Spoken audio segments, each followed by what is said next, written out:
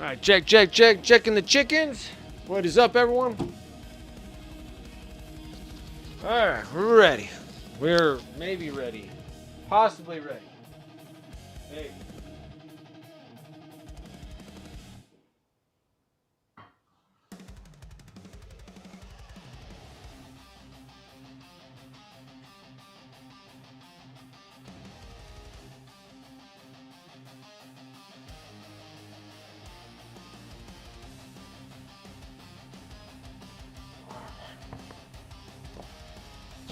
Okay, now I'm ready.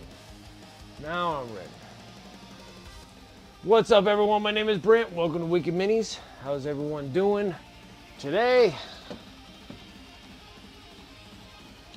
How's everyone doing today?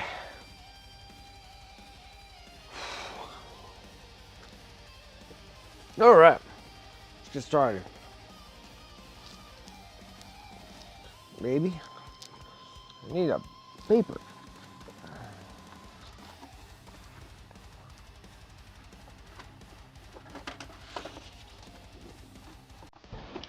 Need some paper.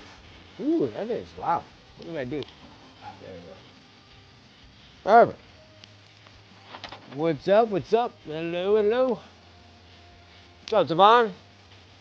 One of those days where it's shiny. I got you. Okay, getting the combat patrol box done. Dragoon, what's up?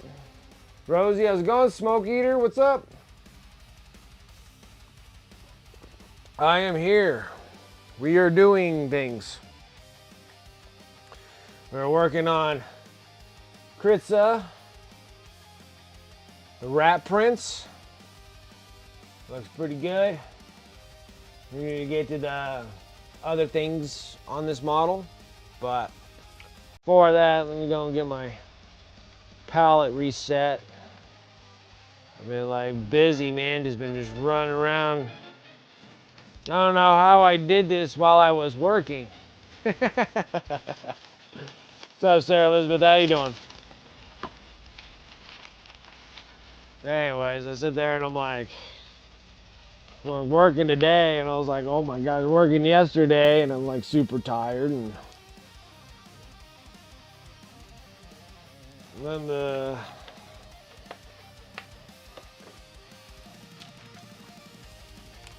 getting things situated, and I'm sitting there and I'm like, why am I so behind today? Like, just felt like I don't know what I'm doing. I'm doing something wrong. Checking up on people and got lost in conversation with some and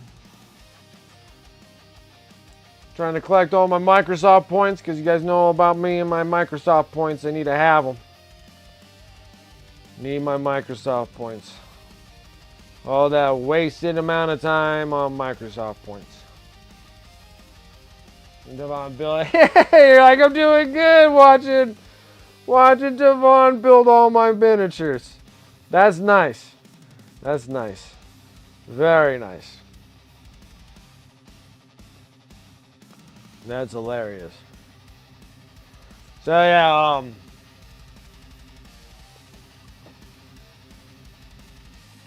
yeah, I have to. I have to. You guys say in like 1 year doing it every day, like every day for a solid year, I had like 240,000 or 230,000 points, which then you can actually get like gift cards with them. And that's like $230. So in a whole day, whole year, you have 230 extra bucks. So if I do it again this year, you know, I should have like 460 bucks.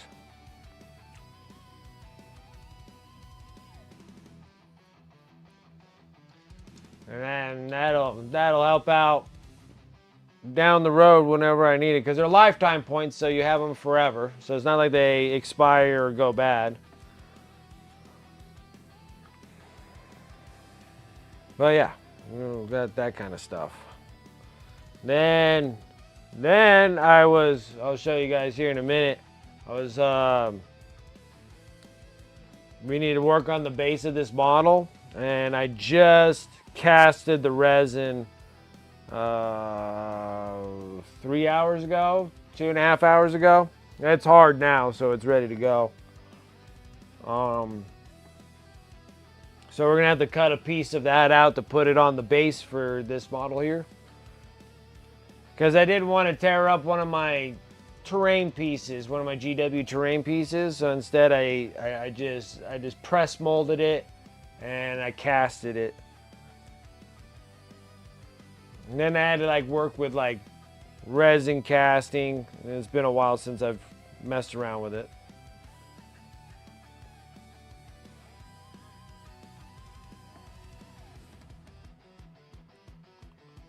And I just felt like, I'm like, how did I do this when I was working? Like I was like on top of my stuff when I was working. Like sometimes I'm late and stuff, but this one I was just like, why am I so freaking far behind on everything?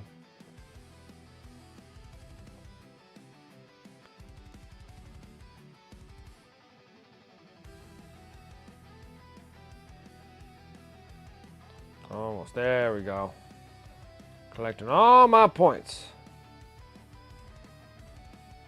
Points and good. Okay. So, with this thing, because I want to try to get some prime on this one, because we'll be almost done with Kritza here pretty soon. Alright? And then this thing, see, I'm gonna. So this was the this is the GW piece.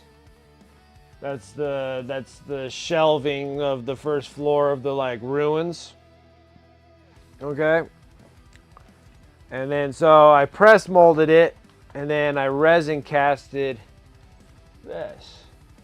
Now it's a little on the rougher side, but I just need the top part here.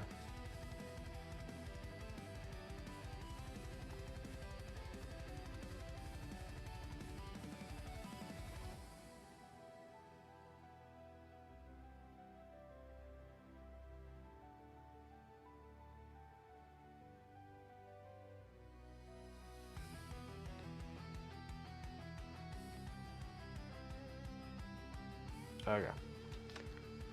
Let's fix some things here.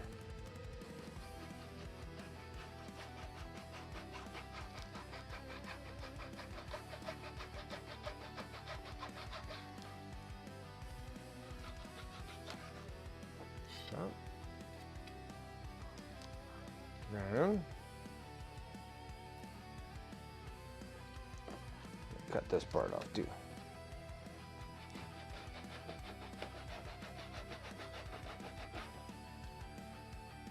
Sol Jobs, what's up? How's it going?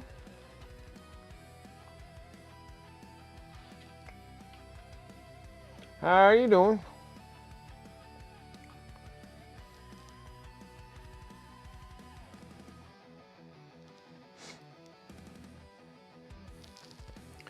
I need a pen. I'm gonna do my pens.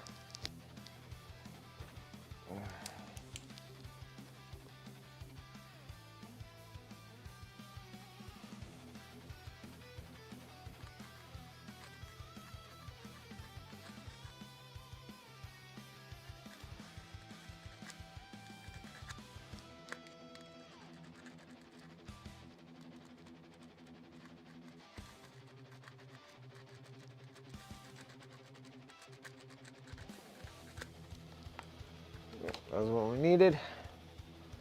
And then we'll fix the rest for this base. And then Kritza will fit on this base. Somewhere like that. So, yeah, because I'm doing this miniature.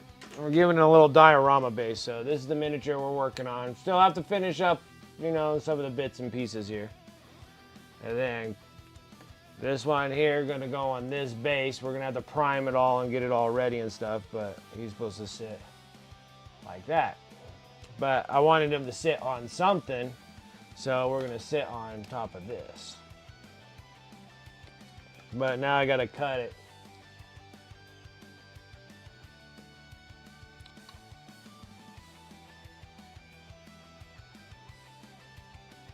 And actually, I'll be right back, but I'm gonna cut it with the, I got kind of like a bandsaw out in the garage. I'm just gonna cut it real fast. This will be way easier than sitting there watching me struggle the whole time here. I'm gonna do that real fast. I'll be right back. I'll be right back. So we got this. So this is gonna be the base that this model is gonna be fitting on. I'll put those two right there. I'm gonna go and cut this piece here because this was actually I resin casted this from this piece here. So this one here is like a GW terrain piece. It's made out of plastic, and I didn't want to cut this one up because I still want it for my terrain pieces, and so I just resin casted it and did pretty good. It's a little thicker. This is a touch thicker than what I normally do, but not that bad. Not bad, not bad. I don't mind it being a little thicker anyway. So I'll be right back, guys. I'm gonna go hit it on the bandsaw real quick and just whip this thing out. I'll take like 2.5.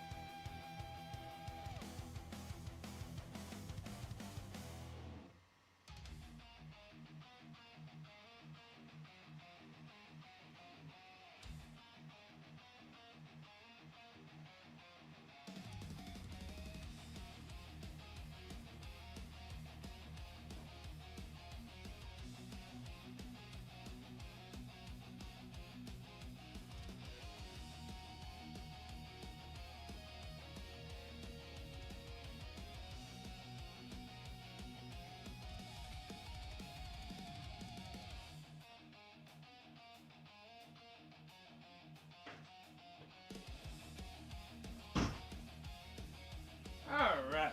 That took like 2.5, right? That was like 2.5. 2.5.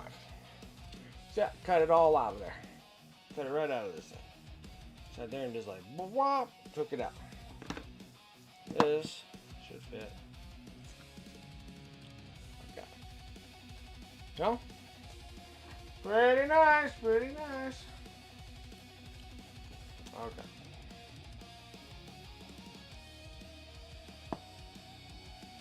And then, this model should sit just like so. Like that. What's up, Trajan?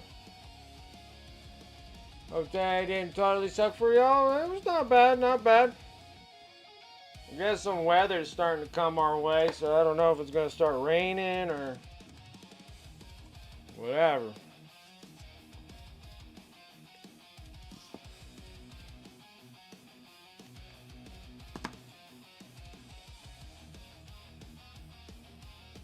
What do I do with the big thing of sandpaper? I found it.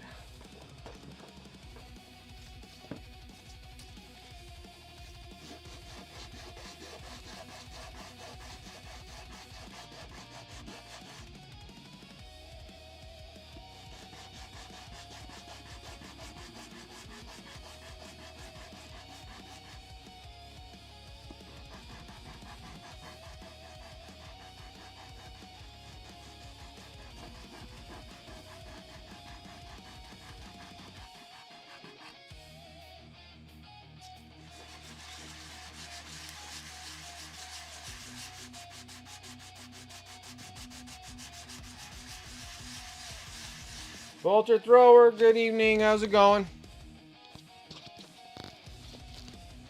Yeah, I don't think like it was totally bad. It just sucks going back to work. I can tell you I don't want to go back to work.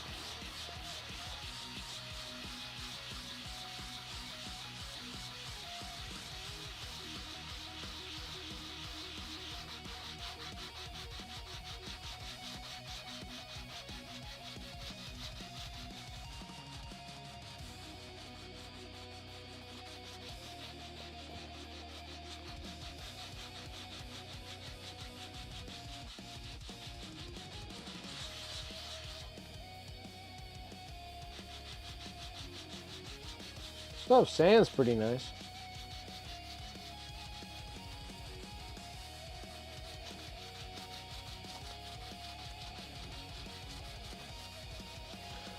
Almost done with painting up all the Necrons. I got like 9 more Necrons to paint off camera. Then there's 9, 10, 11. I got 11 Necrons. 11 Necrons. I lied.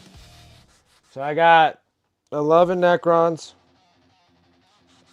And with the 11 Necrons, 2 of them we're going to paint on stream. Eventually. Still got to get through this end of the month model giveaway piece here. And then,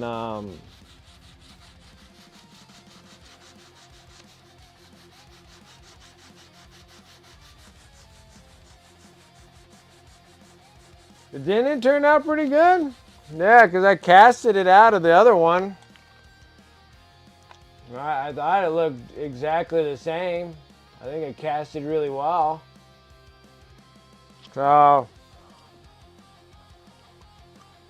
wasn't too expensive of an deal there, so. And this is my first time using this kind of cast resin. Got some lines, it does look like I got some freaking snow here, right? I'm sitting there sanding this thing because this thing's like super thick. So I'm trying to sand this piece down. It goes on here.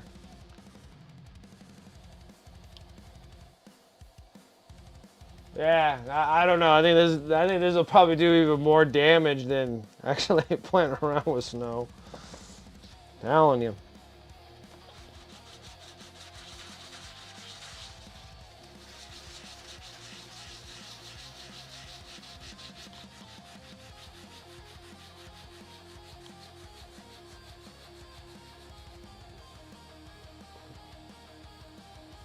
But yeah, bolter thrower, I'm trying, like, this is the diorama base. This piece goes on there, and it's meant for Kritza, the rat prince. And we're not done with this miniature. I still got to finish the sword, face, and hair.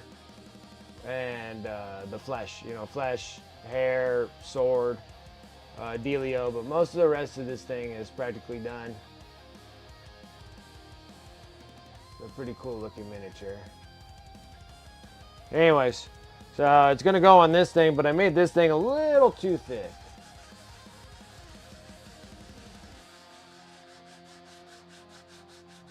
Funny as I was looking at that exact terrain to buy because I used all of mine on bases. Oh, so you did chop them up. See, I was thinking about doing that because I had a whole bunch of these things. And let alone, I still got like all the kill team boxes and all that kind of stuff. What's up, Antifreeze? How you doing?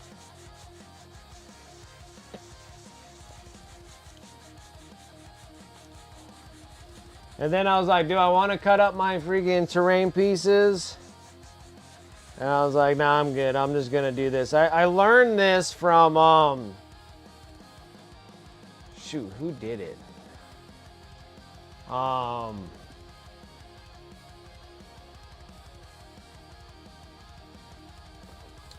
It's a social media influencer, and I can't remember who the heck it was. But anyways, they were showing like they build, like they take this thing. So they took this thing, and then they put it in they made a outlining wall out of Legos, and then they took polymer clay or whatever it's called, and then they covered all over the little bumps and stuff on the Legos, like the internal part of the Legos, and then you have like a big Lego wall about yay big. And then you take this piece and then you press it into the polymer clay. So then you can kind of, you know, seal it off from the bottom here. And then that was my problem is, was it Sergio? Okay, so Sergio's the one that did that, and they put it in the polymer clay. And then you pour the two-part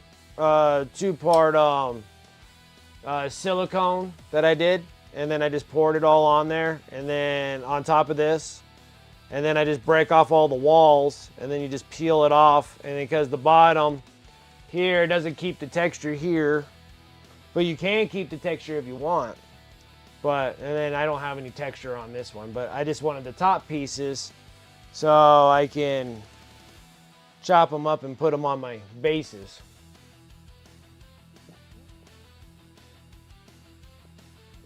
Oh yeah, you use the magazine ones? Nice. Yeah, I got a big old giant bundle. Yeah, it was Sergio. Thank you, Antifreeze. Yeah, it was definitely Sergio. It was a great idea. It was awesome. So, and it worked out great. I mean, it printed out just, I mean, it casted really well. So, then you just chop them all up and put them in wherever you want to put them in. I think if I did this again, I wouldn't make it this thick. I would actually make them even thinner. Like super thin, like just enough to cover just the top of them. And then I would use those for bases. Because that would be too thick to put it on top of a base. I would make it thinner. Like already it's too thick. I'm already sitting here. Oh no. I don't know, antifreeze. That's terrible.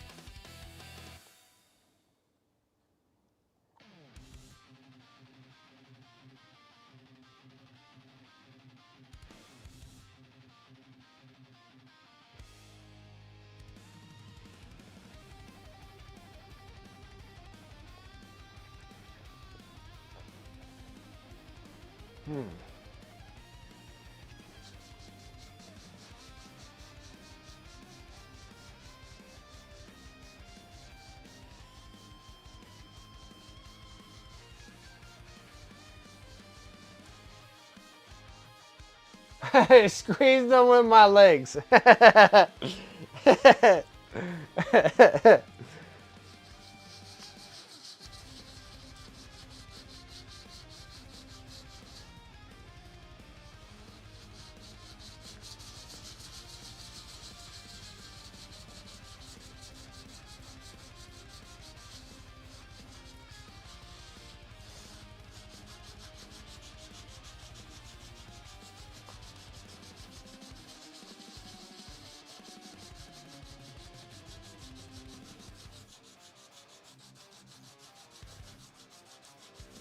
I know I'm sanding this. I'm just making a big old pile of mess here.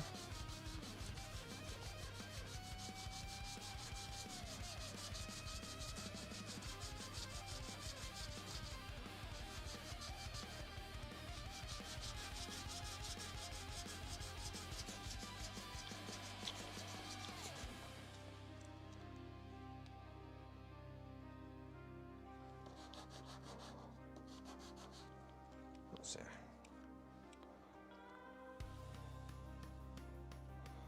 Okay, now I'm gonna fix this problem in here. Keep coming across problems here.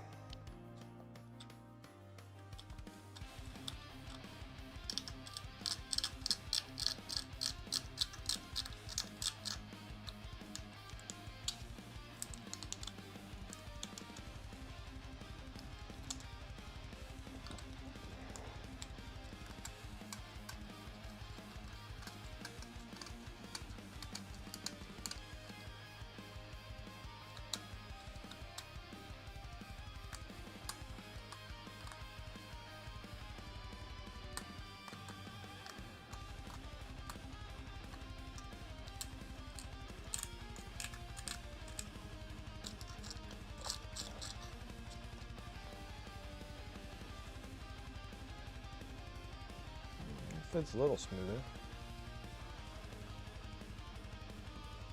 Okay.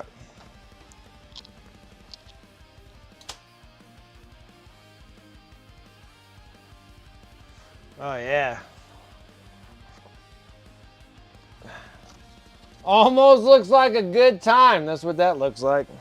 Almost looks like a good time.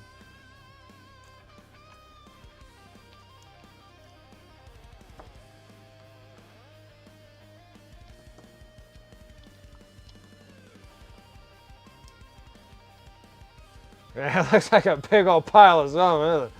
Looks like some freaking, looks like a good old time and then waking up with many regrets. That's what that is. That's what that looks like.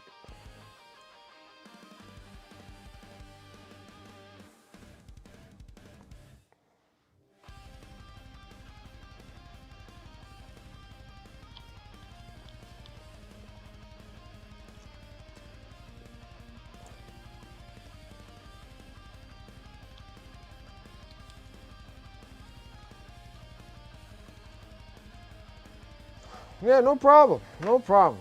Trying to just get things situated here. That's all we're doing. All we're doing is trying to get this base ready to roll. Ready to roll. Hey-oh.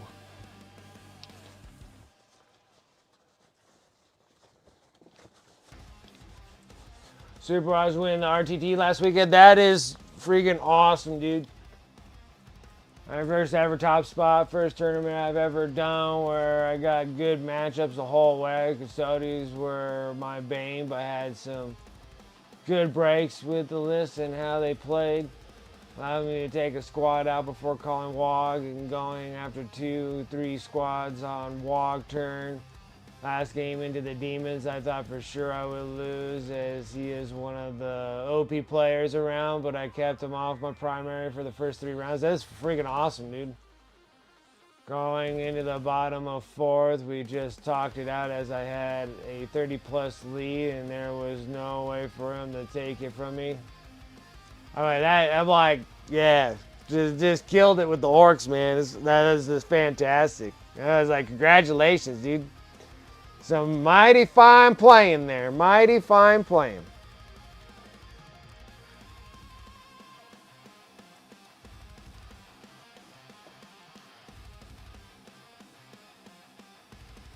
You know what I wish I had that I never ever got?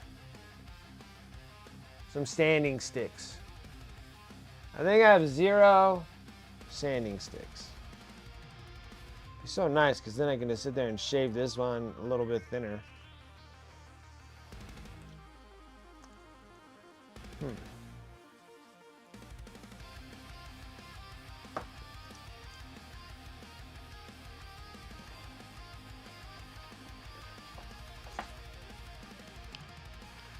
Yeah, it was like, it was some great playing, man.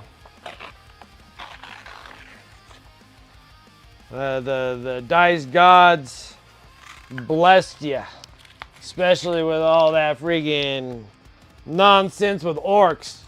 Gotta have freaking shooting just a regular shoot requires like a 6+.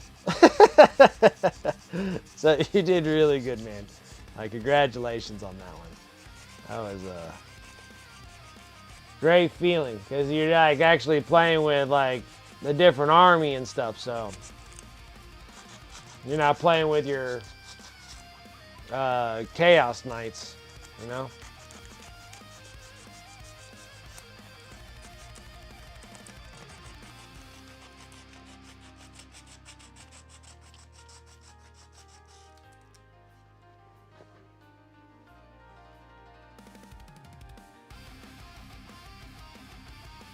But the demon guy kept persisting out of Pain Boys 2, which just crippled you.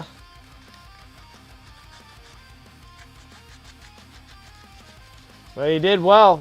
He did well. He held the ground. Made Gorka more, what was it, Gorka happy.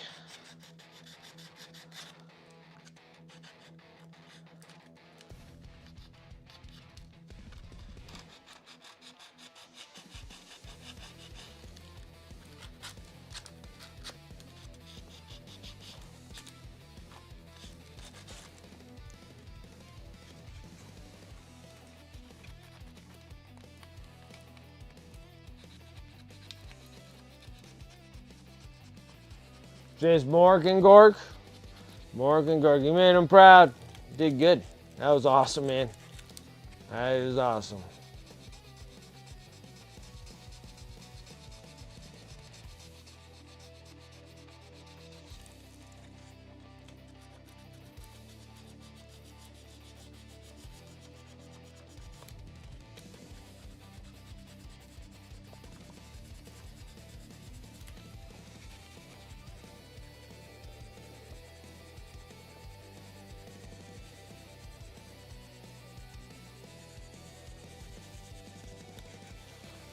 Oh, those were the big pain, whatever the hell they're called. They're called the flash kits. The flash kits. Oh my gosh, those things are such a pain in the ass. Dude, there's a lot of things I need in my life. First of all, like, I need to get a life. That's one thing. Second thing is, I need a freaking mini sander. That would be freaking awesome. That is exactly what I need.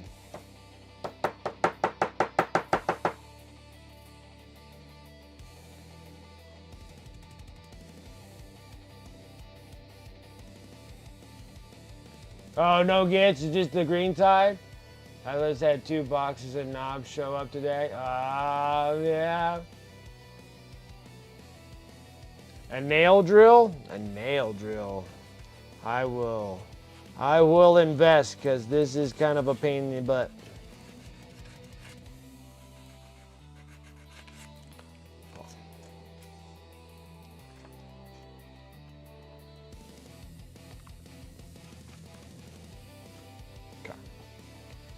This.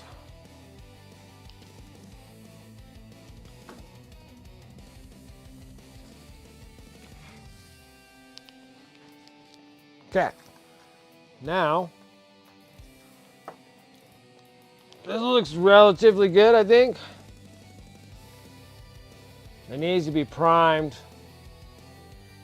So, this is going to probably have to wait until the next one. So, we'll work on the... we'll work on finishing this dude up.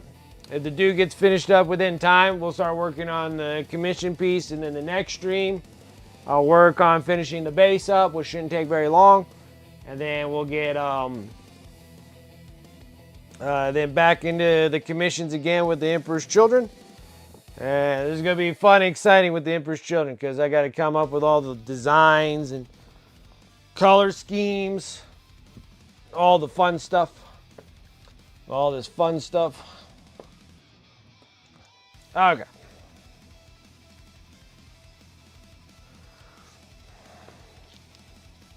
Nail drill. I'll have to look it up.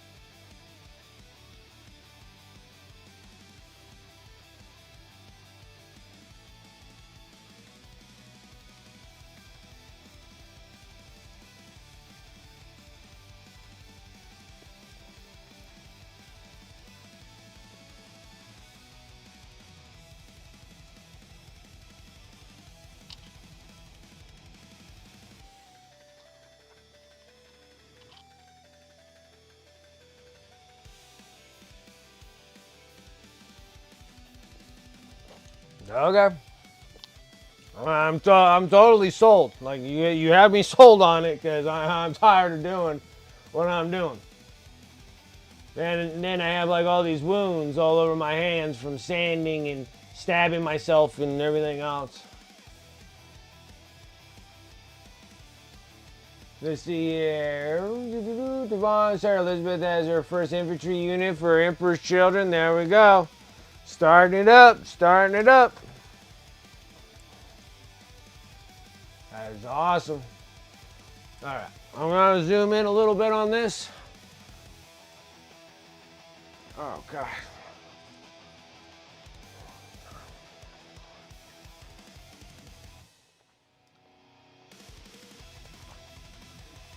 Five infractors. There we go.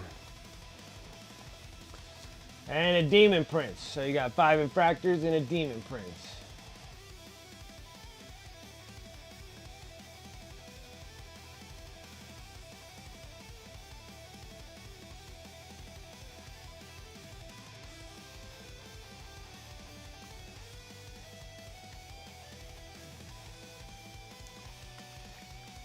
Ah, what's everything all wet? I thought I was flinging paint everywhere. I was like, oh no!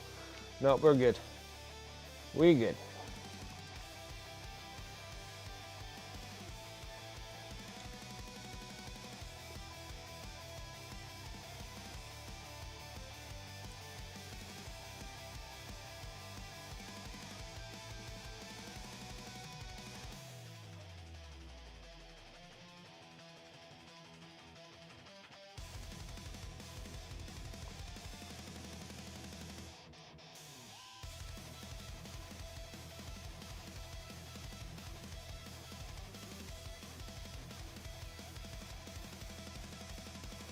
I was going to eat up a little bit more than that.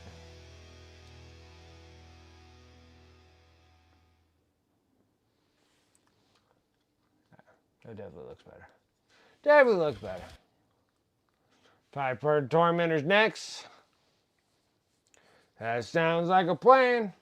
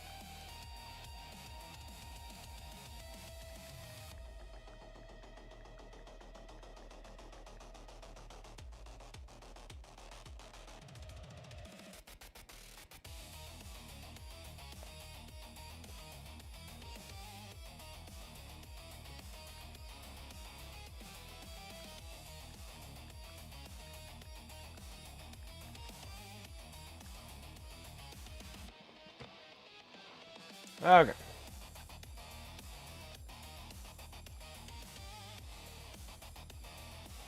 I'm still really confused about this little piece that's like hanging on the top here. I don't even know. Like, I don't even know if that's supposed to be there or maybe it is supposed to be there. I need a better thing. It's like a weird thing. It like sticks right on the end of the hilt. Which I don't know if it's like part of the hilt or not part of the hilt or... I'll look this thing up real quick. I don't know if it's something that's not supposed to be there. You have 730 points so far. Well, once I send this thing out to you guys, you're gonna have a whole mess of them. More to play around with. Oh, no, that's not what I'm after. No.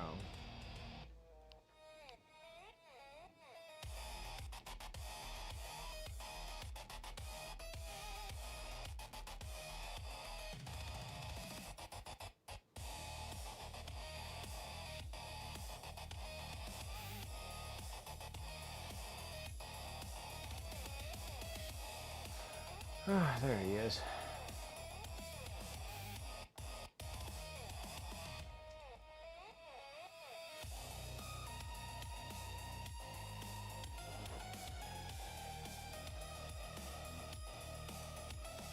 The hell is that thing?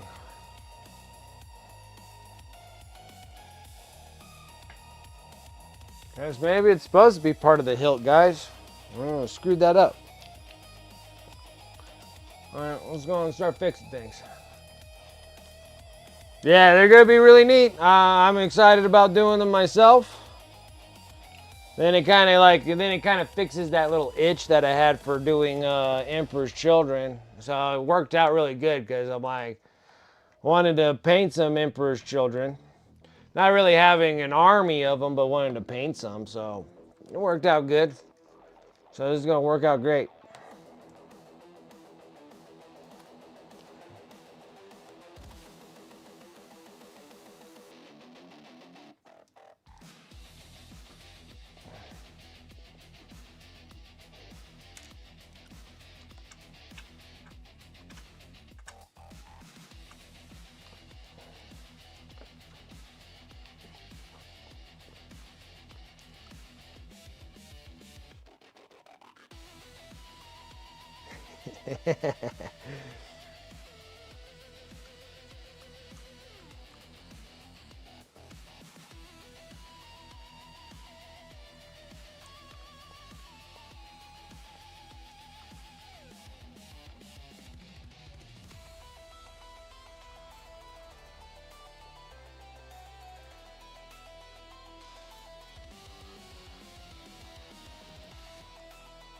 I don't think I can even spell.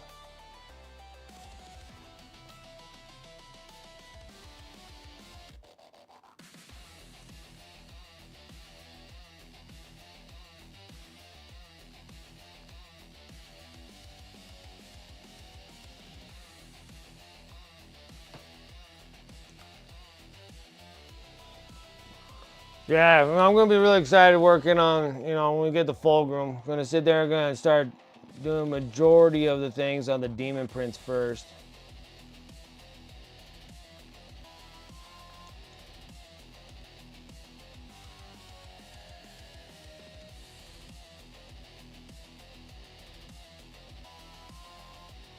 So it's gonna be a lot of fun. Like it literally is gonna be a lot of fun.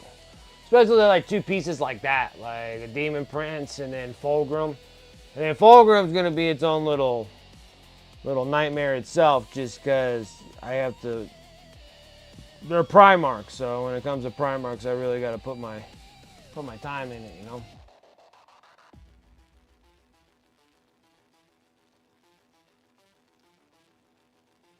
Too much trim, a lot of trim, yep.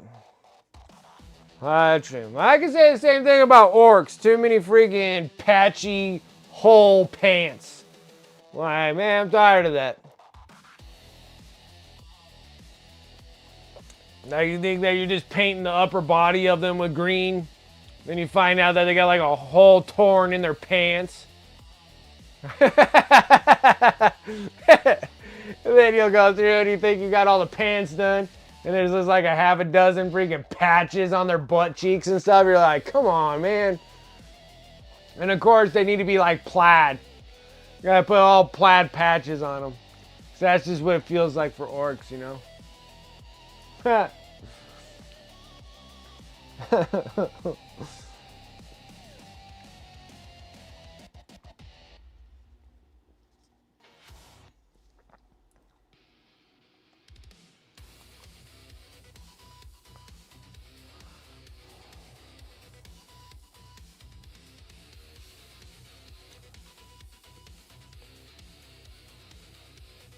But chaos is pretty bad too. A lot of trim. You gotta be really into the trim game for some chaos stuff.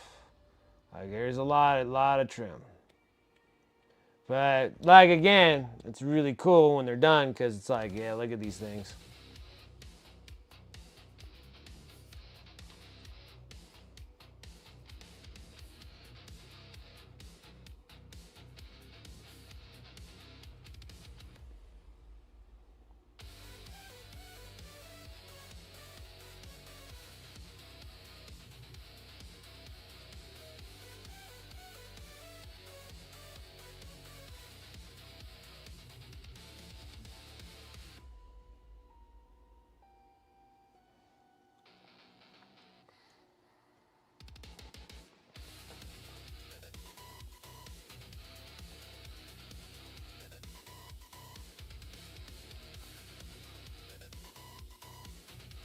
Oh my goodness.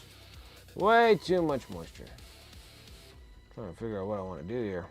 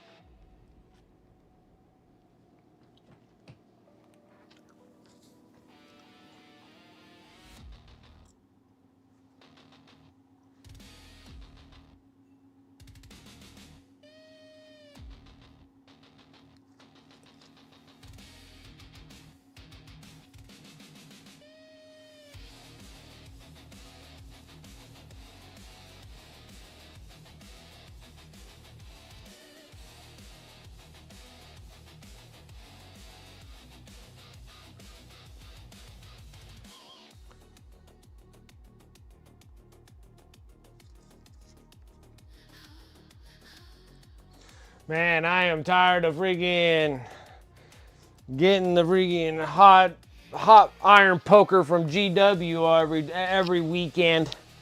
Man, like that announcement of the freaking new Eldar and the Corsairs and Corsairs, Red Corsairs and then Eldar Corsairs. I'm just like, dude, these guys are killing me. And then like the week before, it was like, here's all these Battle Force boxes for all these, all like this back-to-back week. I'm sitting there, I'm like, man, they are just sticking me bad. Like it's so bad. Oh, it's killing me. I'm telling you, it's killing me.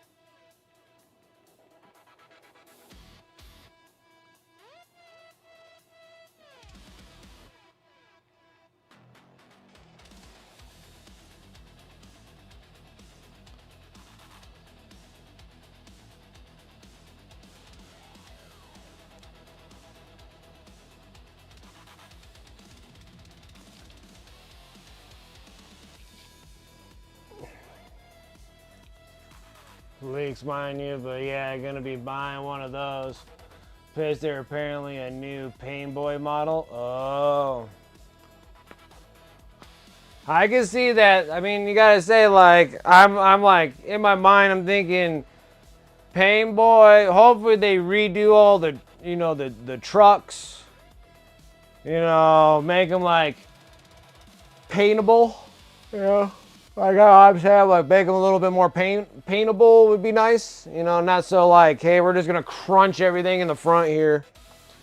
I hope they make like, if they redo the trucks, they make them look like roadsters. Like it has like easy compatible front end, but smaller tires, and then like big old fat balloon tires on the back end. Like the truck looks like it's slanted.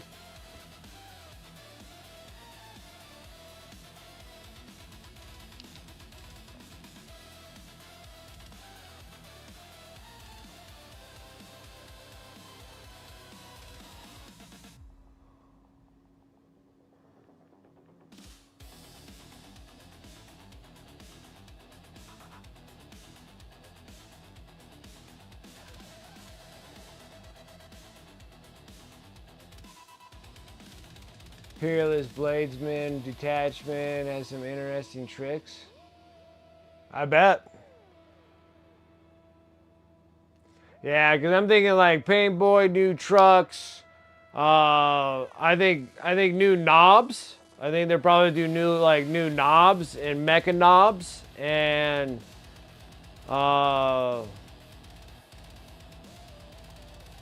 think there's just gonna be a ton of there's like a ton of old models.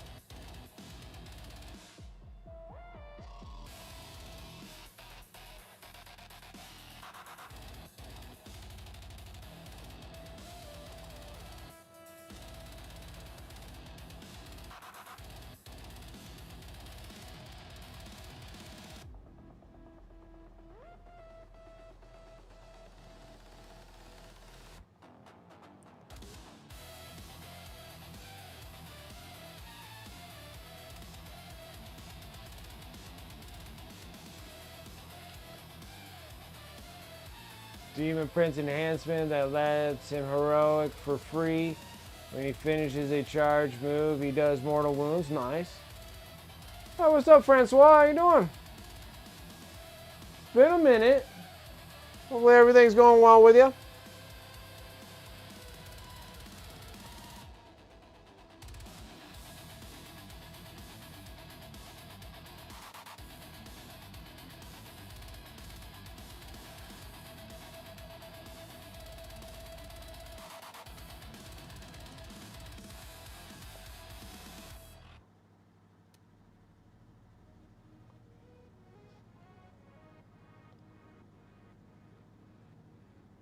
Try if you can pick sustain or lethal for him in a fight phase. Yeah. Demon Princes are awesome. They do great work. They do great work, just to let you know. I love Demon Princes.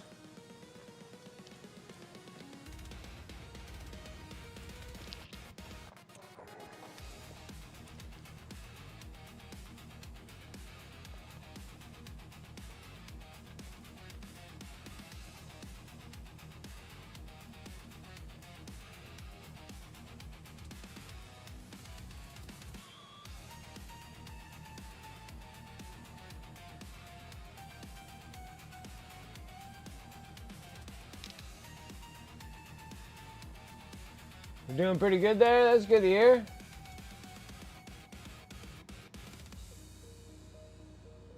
Yeah, only the Mauler Fiends. Only the Mauler Fiends. Mauler Fiends. It's weird, like it's... Yeah, because I'm like, the Forge Fiends would have been probably a better suit for you guys, because just all that raw power. Well, shoot, like with that new Defiler, new Mutilators, which I still feel like it's just a little bit of a... They just gave them like punchy stuff from the Obliterators. They made the Mutilators and Obliterators like really close in comparison.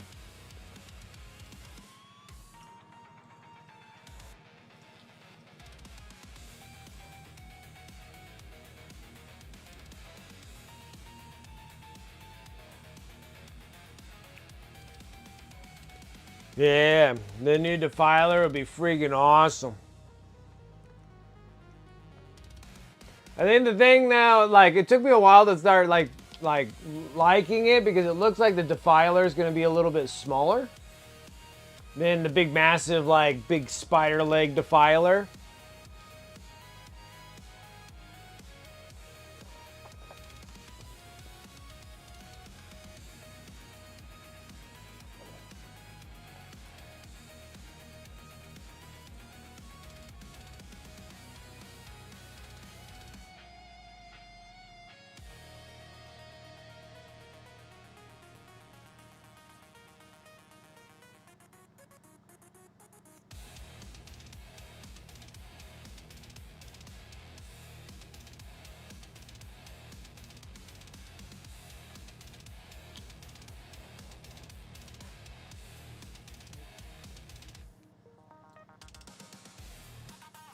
You heard it. Gets better. Yeah. No, they don't suck. Like, Mauler Fiends are still good. Like, I love all demon engines. Like, I'm a big demon engine fan. I love demon engines.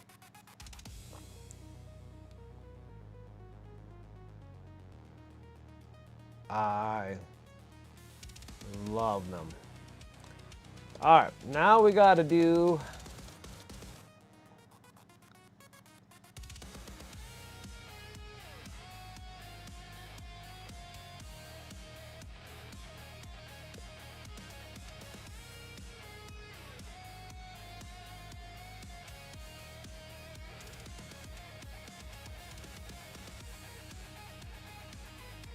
You out of here painting paints? I appreciate it like always. Thank you. Come hanging up. Hanging out. I always appreciate it.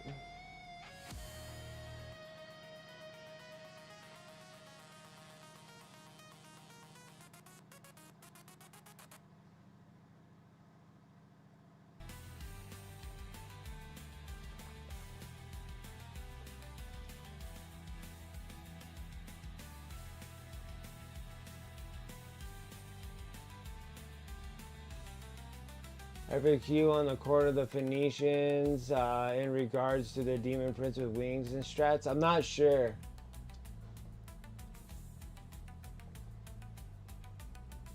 I'm not sure if there's an FAQ on them or not. Blocking Prince could use the strats.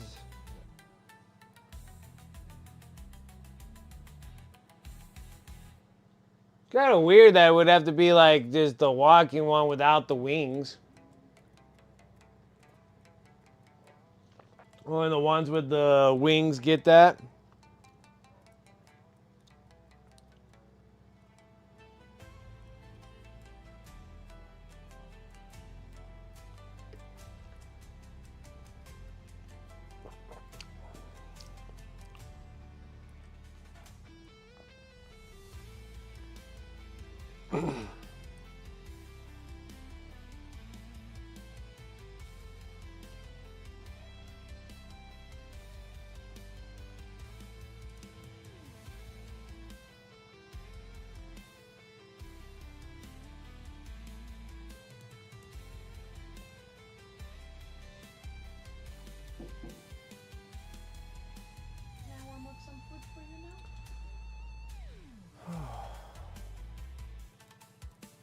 I think I'm good. I think I'm good. Thank you. It's weird. I'm not that hungry.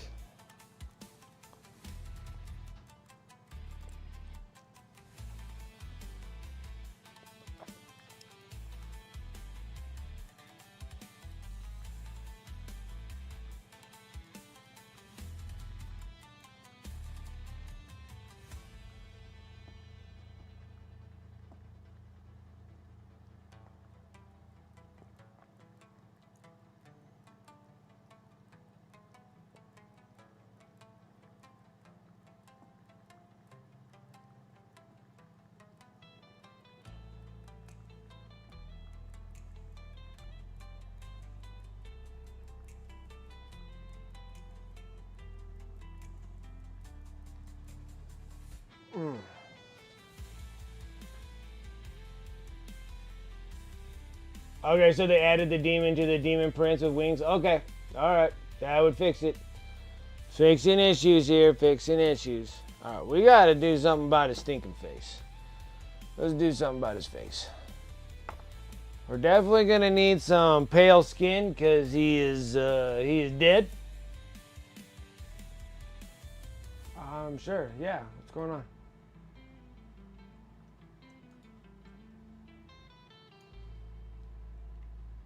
Are you talking to me? Oh, you're talking to somebody. Okay, I'm sitting there on my, what the heck are you talking about? All I saw was Katie down there like, I need to crash at your place for the weekend. I'm like, I guess. I didn't know you were coming through town, but yeah. We'll make room.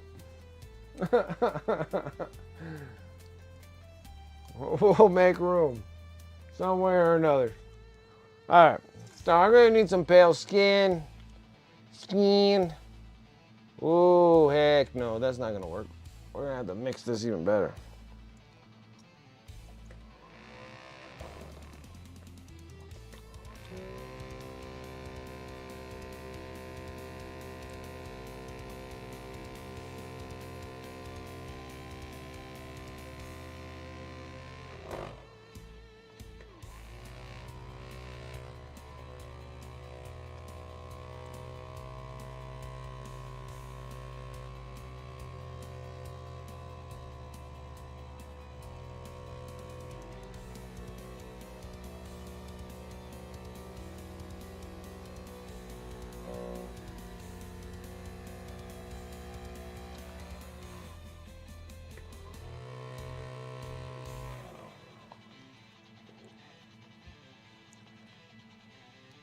It's gonna come out now. There we go. There we go. Okay, so we got some pale skin.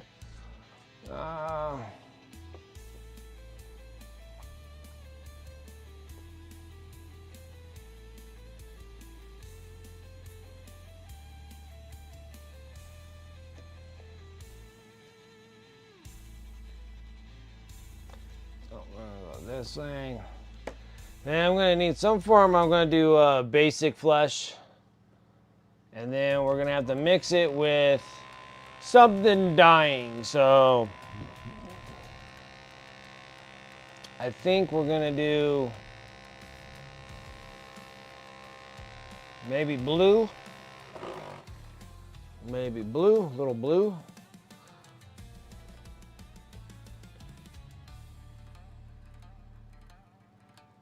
Okay. That's basic flesh and light flesh or light skin. And let's take a little. We'll just use this Caspian blue. Normally use it for non-metallic metal steel, steel and stuff, but we'll use it for some flesh colors here.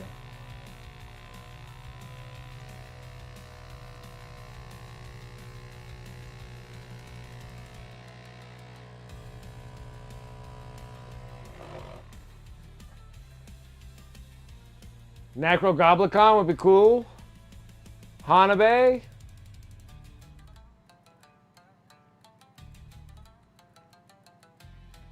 Japanese girl metal band, yeah.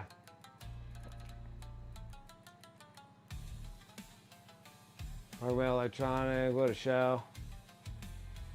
Our kids finisher, second units of Rubik Marines. There we go. There we go. That's great. She needs to feel proud.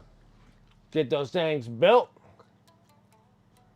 Oh, that's a good box, man. Especially when you're just starting. Such a good box. Like, such a good box. Such a good starter box. See, like me, all I need is just the Warp Beast out of it. But now I like crazy all this new stuff coming out for G-dubs. I'm sitting there, I'm like, well, I got Mutilators. I got a new Defiler. Now I just need a new Warp Beast would be kind of nice. Like that's an old miniature. It's still cool looking. But that is an old miniature. So a little Caspian blue. We're gonna put the Caspian blue in there first. We gotta make things look a little dead here. Currently has Combat Patrol, second Rubik Marine box, and her 1000 Sun box. Think after that she wants a Terminator Sorcerer. That's a good one to have. Yeah, Warp Beast gotta be at least 30, if not 40 years old. Like, I think it's 30 plus. I think the Warp Beast has been around since like the old Berserkers. Like, it's been around because you had the Soul Grinder. So the Soul Grinder was a thing you use in Age of Sigmar. Yeah, it's super old. It's a really old model. I want to say, yeah, I want to say the Warp Beast is that old. The Warp Beast for T-Suns, because it could be either built as a Soul Grinder or you do a Warp Beast. You had the Mutalith Warp Beast, the 1000 Suns Warp Beast. The thing's old. Like, I know that thing is super old. Because I don't think it came out in the early aughts. Did it come out in the 7th? With the T-Suns? Maybe it did. Well, if that's the case, well, that would have to be early aughts then, right? Oh, the Soul Grinder and the Defiler were in the same box. That's right, because it has spider legs on that. I thought the Warp Beast had something to it too, but I guess not. I guess the Warp Beast, it's its own identity.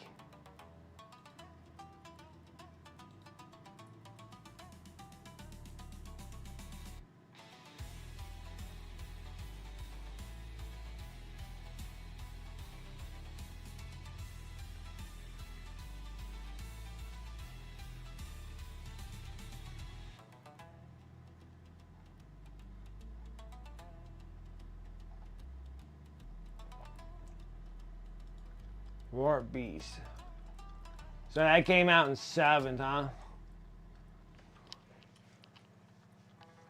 Google says 8th for the Mutalith. Was it really? Did it really come out in 8th? Okay, okay. Well, if it came out in 8th edition, then I guess that's relatively newer, I guess. Man, it's only 9 years old. 9 or 12 years old, so I guess not too bad.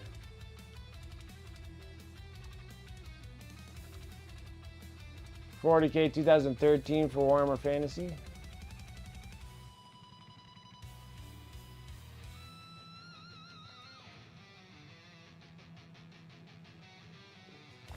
Mutalith was 8th. Okay, so I guess it's a lot newer than I expected.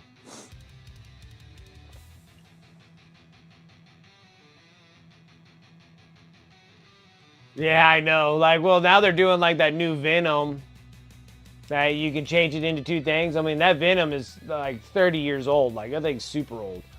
And then like those other ships, those big old U-looking ships, the Prisms or whatever they're called. The Prism ships or whatever. Those things are like 40 years old. Like they're like they've been around since I was a kid.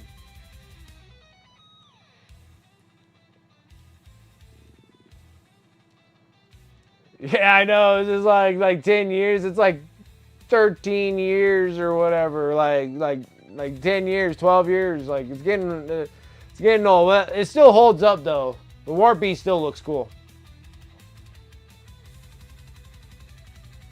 10 years ago, younger, of course.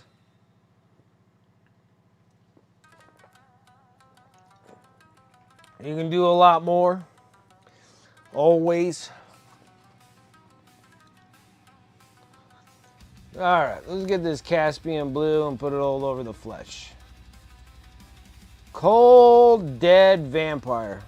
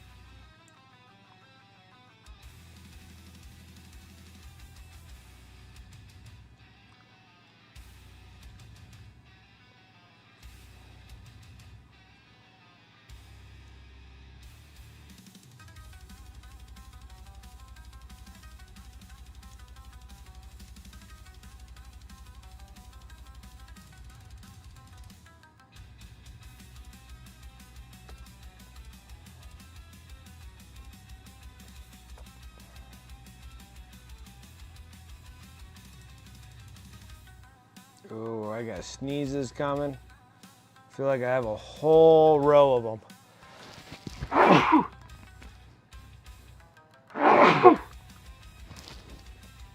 Oh, the ribs. Oh, man.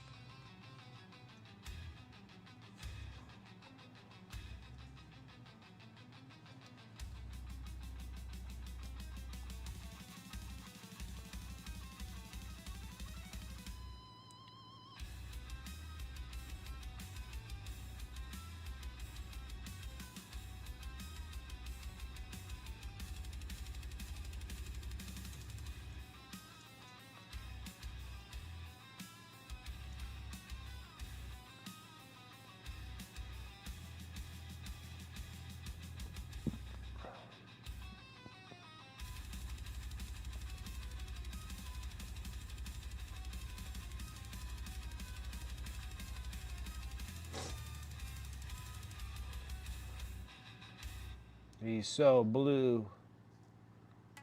He's one of those blue people singing that blue song.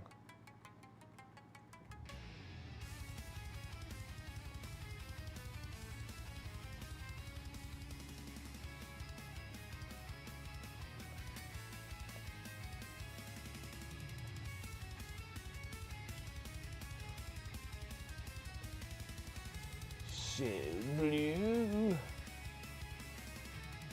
Yeah, exactly. That song right there.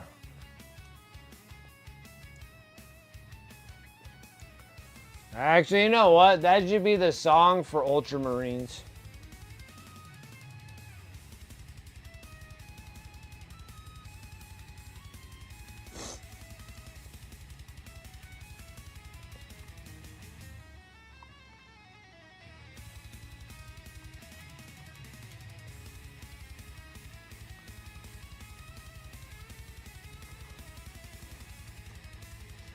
Like, Ultramarines should be that.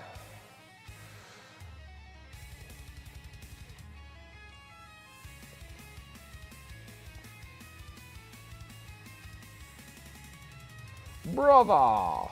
Brother! Brother!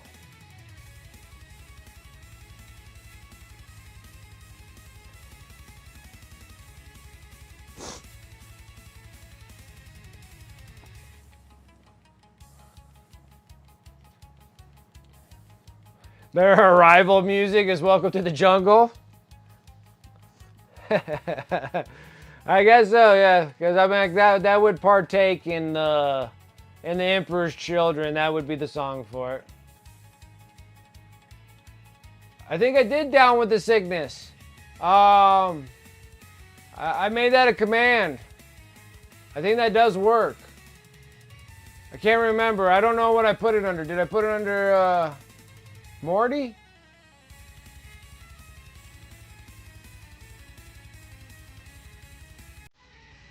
I think I might have put it under...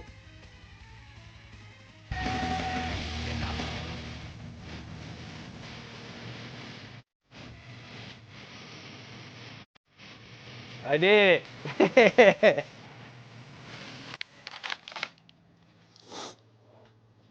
I did it. Yeah. Exclamation mark Morty. Yeah. I was Down with the Sickness. I did that one.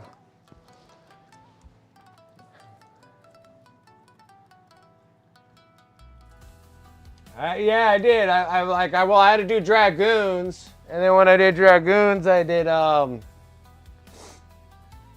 like I did more. I think I might have, you want Welcome to the Jungle with Fulgrim?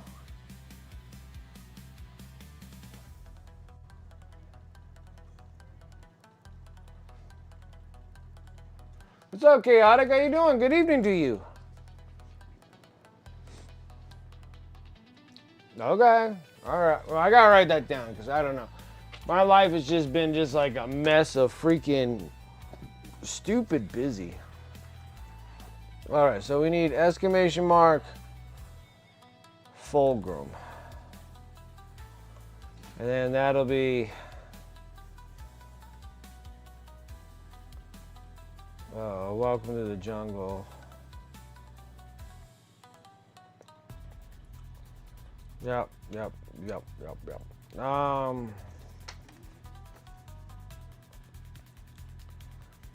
think I did Senator Palpatine too for exclamation mark do it. Do it. Do it. Do it. Okay. Now, do I have it as do it? I thought it was do it. Maybe I don't have it. I have it crossed off, but I thought I did it.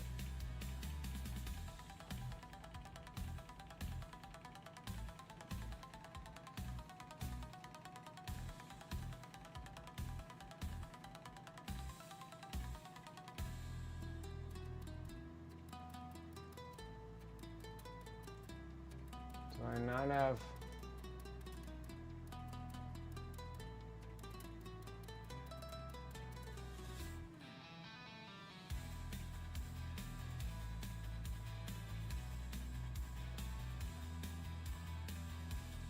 Huh. Well, I don't know why I scribbled it off then. Well, I'll put it on there. I think maybe I scribbled it because it was just... Yeah, I need to do the exclamation mark do it.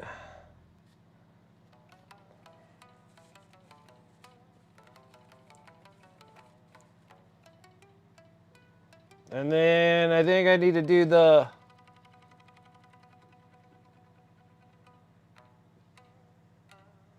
for funsies, exclamation mark safety for safety dance.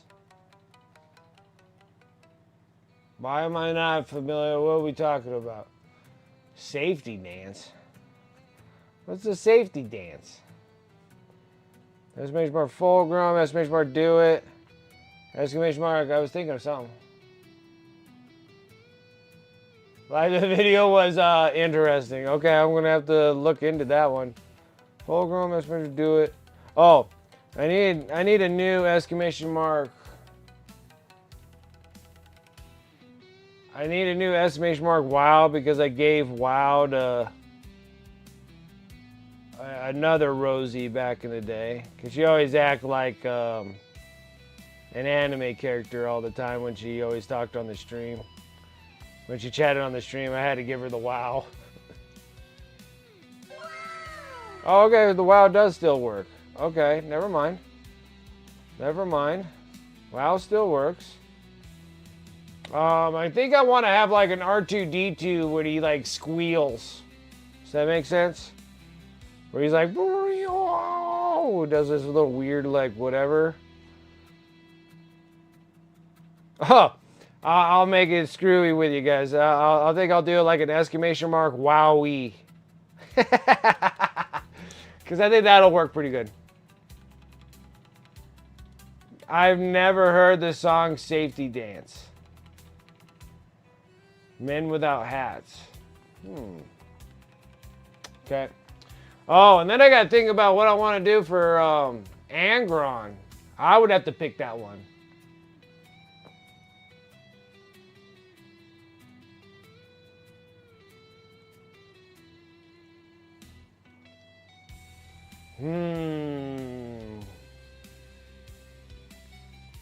It would have to be like a good, like, I want to like pull something from like Cannibal Corpse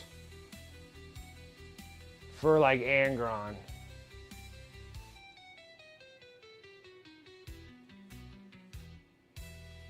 Oh, you know what? I think I know what I want to do. This is gonna, yep. Exclamation mark Angron until someone else changes my mind. Angron. Until somebody thinks that they can change my mind on it, it'll be Cannibal Corpse. Corpse. And then it would be time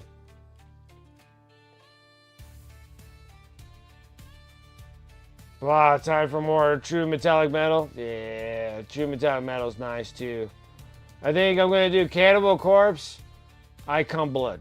I think that'll be perfect. I think that'll work perfect for Angron. Because I bet that happens to him. Anytime that you bring up his father, the Emperor.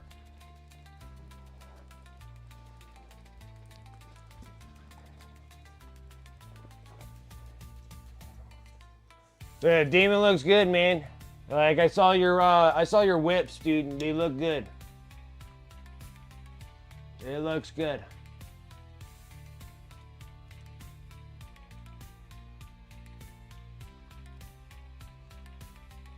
I need like another list of freaking YouTube AI songs to add to my playlist.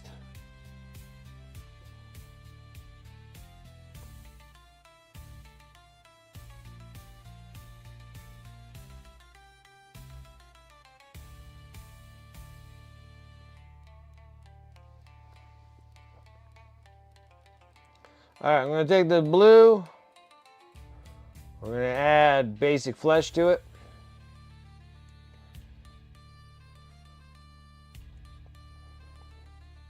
And you're going to get some weird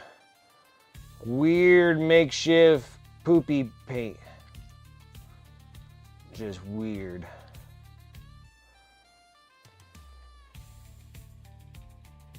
You're going to get a green of some kind. If that works. Because we're just building off from dead corpse. dead.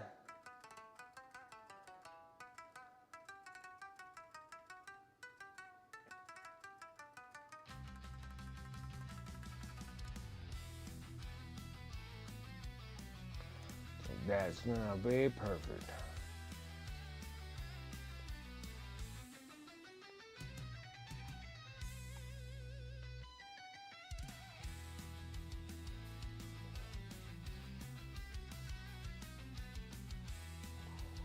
Yeah, it is a good model there.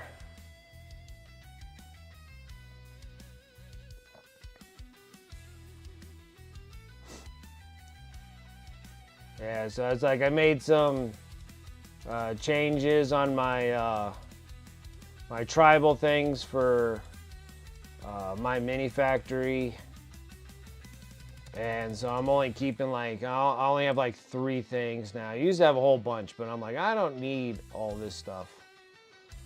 Like honestly, I really don't need any of it.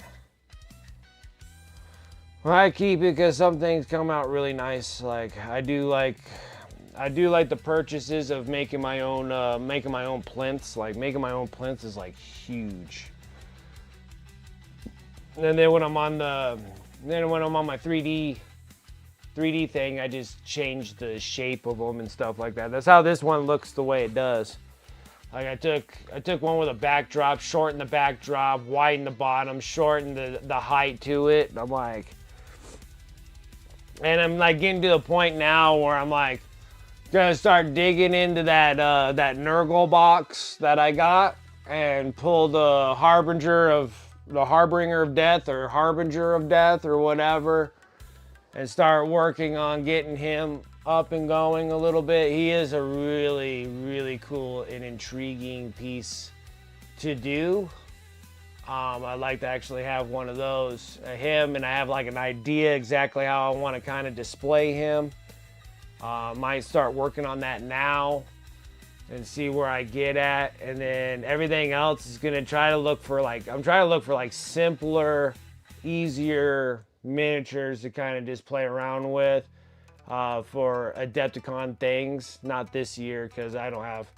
It's not like I don't have enough time. I probably could whip up one miniature to take over to Adepticon, but I just can't get to Adepticon right now. It's just not in the books right at the moment.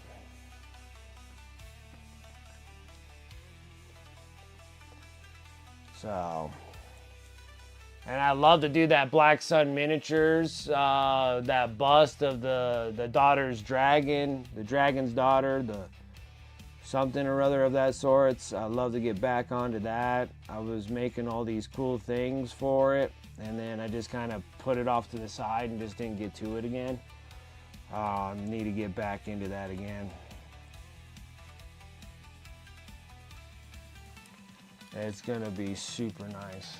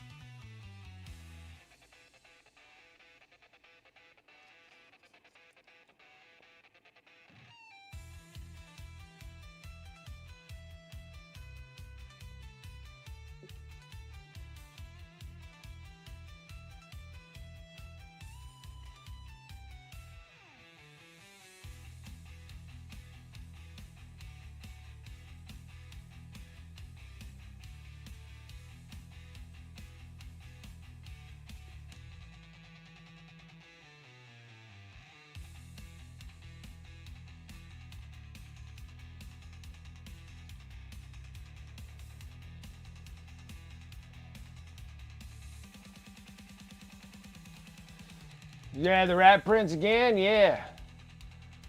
Mr. Oogly Boogly.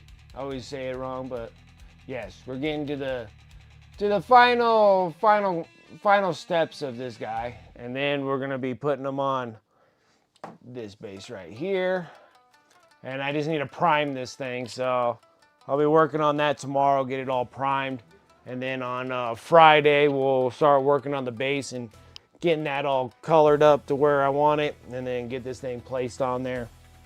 And then we'll get into the next batch of commission pieces. Let's see here. The Voyeur of Doom, getting rid of your Death Guard army. Too busy to paint them.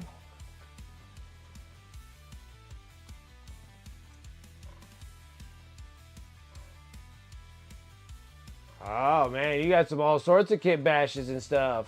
30k Morty into a Demon Prince with wings. You have to reduce the pile of shame a little. Yeah, that's what I keep on. I keep lying to you guys all the time about my pile of shame. I'm like, I'm getting there, guys. I'm almost done with all the Necrons. Like, that's where I'm at. Still got like freaking 52 other armies to do, but I'm almost done with those Necron guys. See, I'm getting rid of that pile of shame.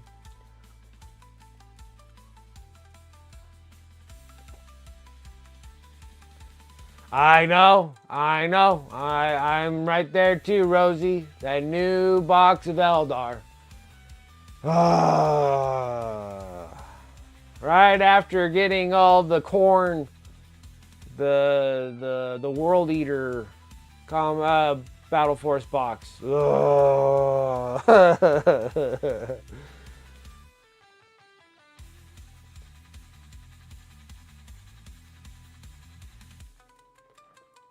Let's see, you still have a very large Raven Guard army? There you go. All right, at least keep something, right?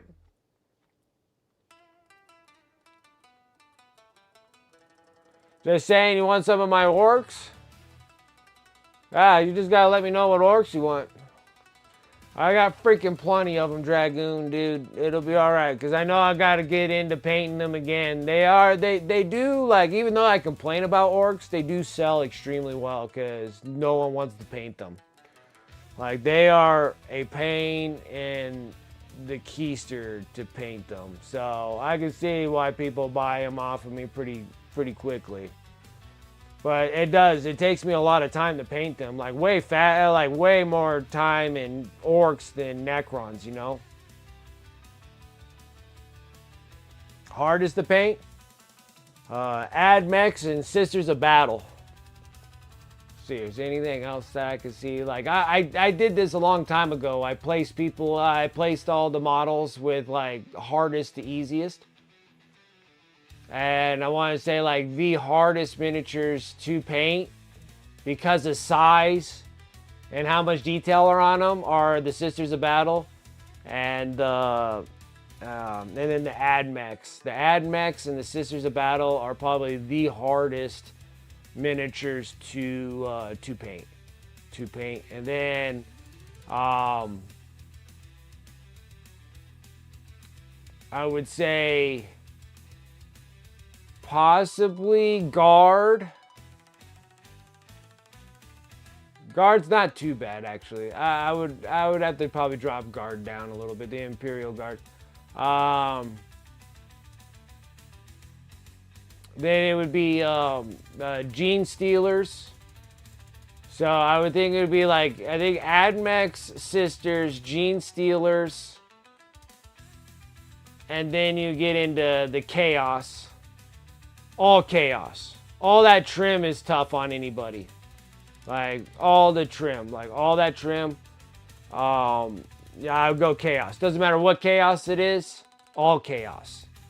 I would put that down into, like, maybe tier 2 in hard painting.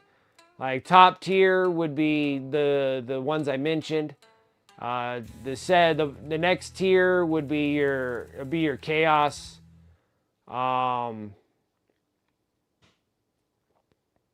All your Chaos, like all your Chaos would be.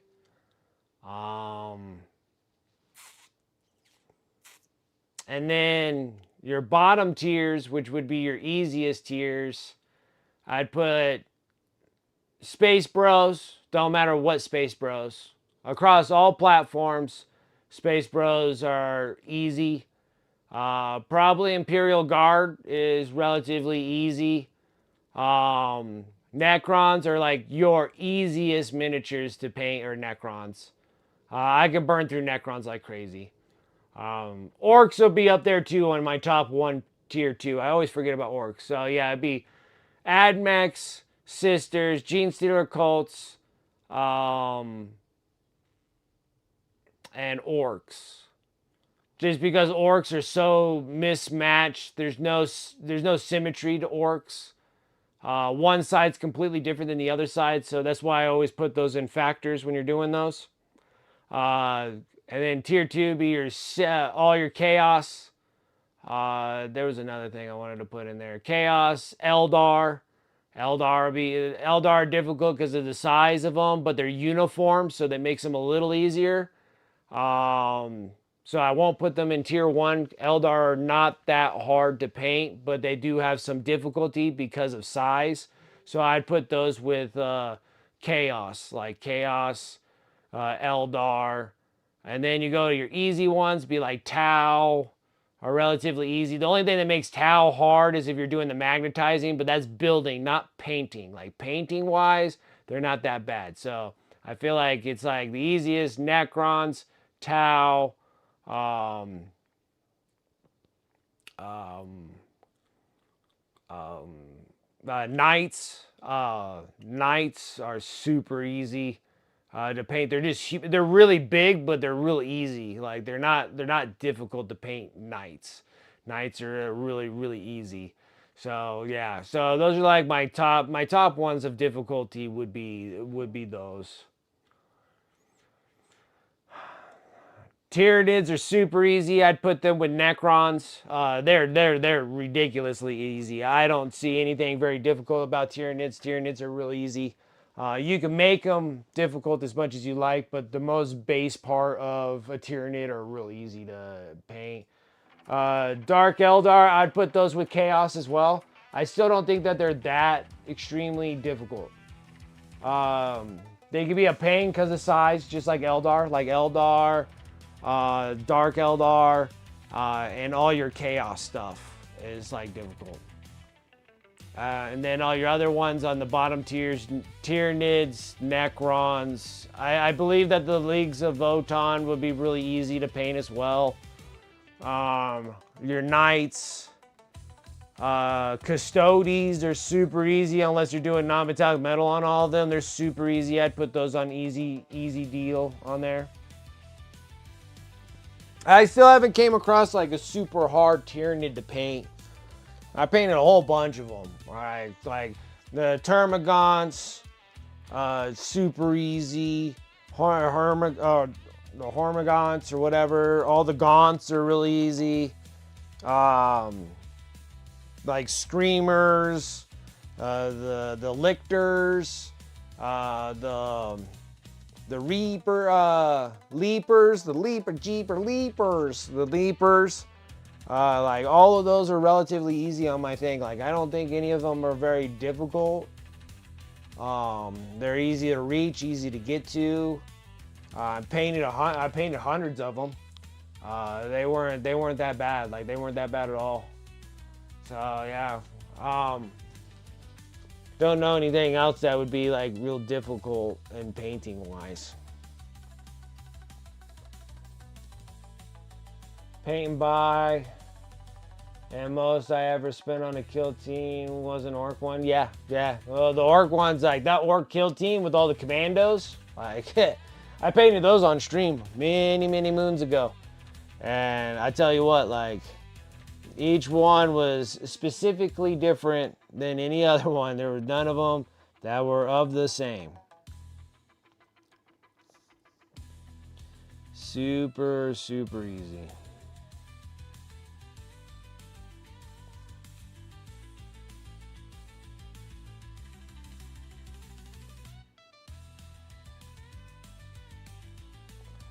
So,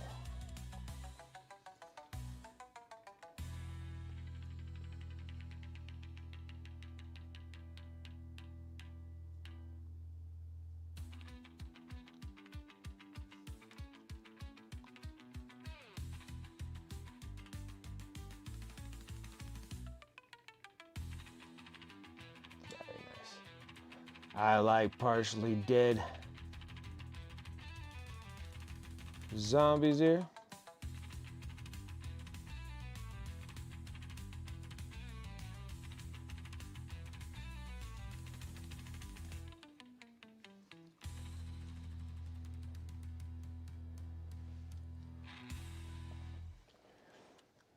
Could probably do the same with the Tyranids. Yeah, if you're gonna distress yourself, yeah, like those would be like the go-to. It'd be Tyranids, Necrons, Tau. Like you gotta say, I painted like just in this last like month and a half, I painted like a month and a half, like about a month and a half, almost going 2 months. Painted. Well, I'm over 150 Necrons already, somewhere around there. Like this is a lot of Necrons. They go by pretty quick when I'm on a pretty well greased machine. You know, I'm sitting there, I'm like, oh, I'm doing pretty well on these things.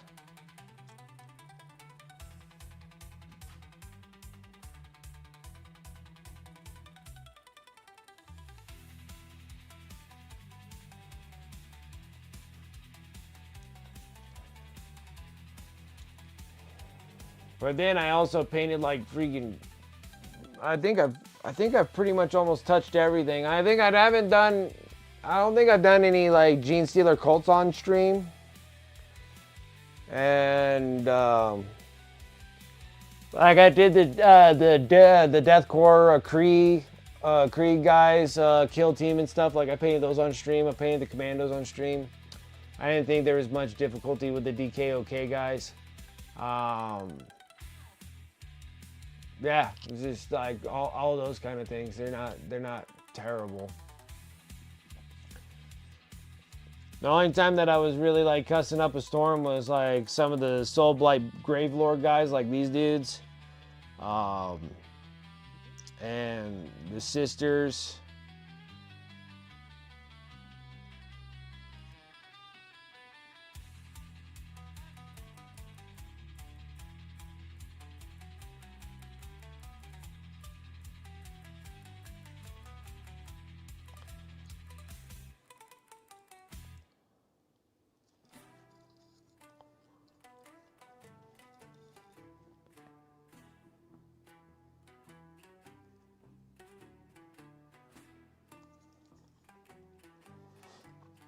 Guys, I'm almost done with all the Necrons here.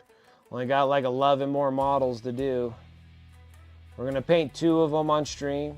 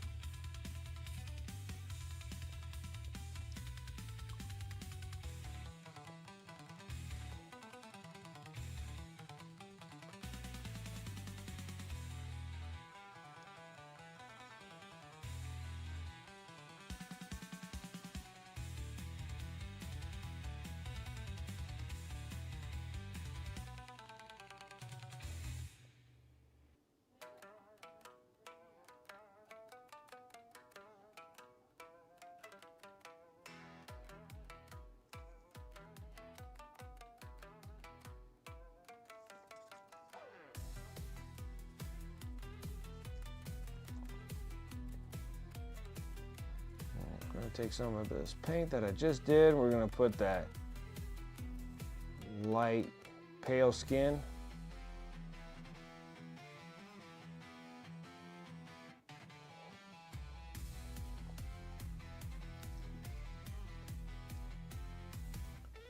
One thing I do like to do is paint flesh. A lot of times that these miniatures don't have a lot of flesh to show. I like flesh and fabrics. Those are probably my favorite things that I like painting. When they kind of give me like a blank canvas.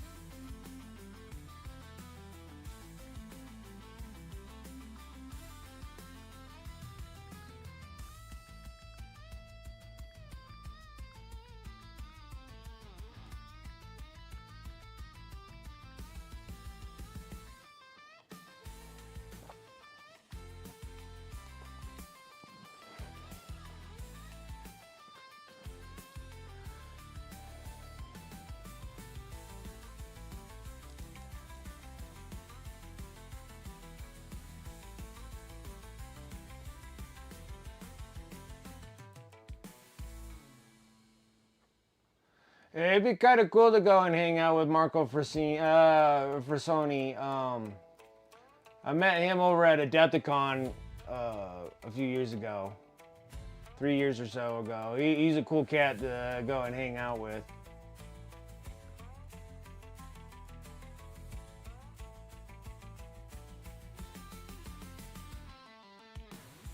Especially when he wants to talk about it. His color theory is no joke. Like, he has awesome color theory. It's a great way to go pick up color theory.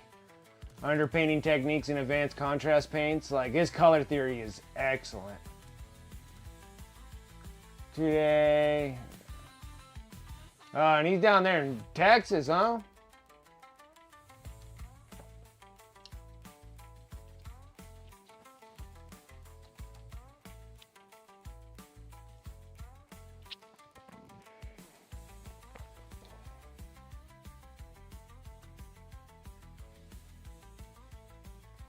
4 and 1 class after.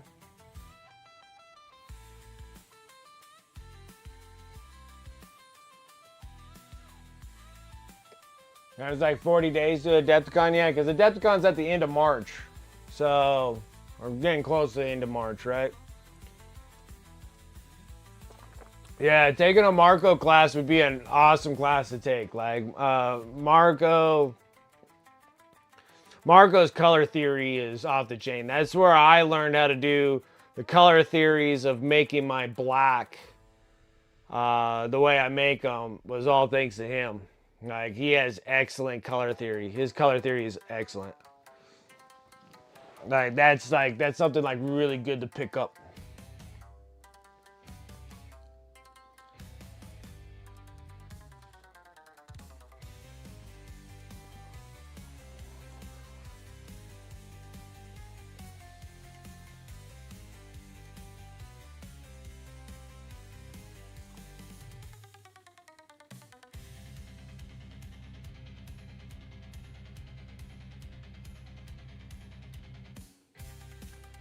So I'm trying to think of anybody else that like throws classes. Like if I was ever gonna be taking classes of any kind, like Marco for sure I would take that. I think Mamiko. Is his name Mamiko? He's on Instagram, I think he goes by Mamiko. I think he's from like Poland or something like that. I would definitely take a class of his for some non-metallic metals. Like I'm getting really good at I feel like I'm getting tremendously a lot better on non-metallic metals. But I think that could brush me up on some things. Taking like one of his classes for that. I don't know anybody else that takes any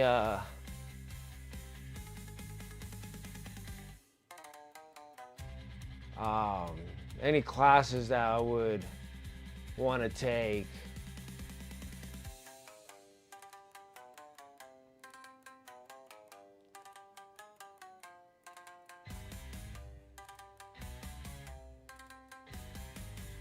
Extra 200 to the class. Yeah, I can see that adding a little bit to you.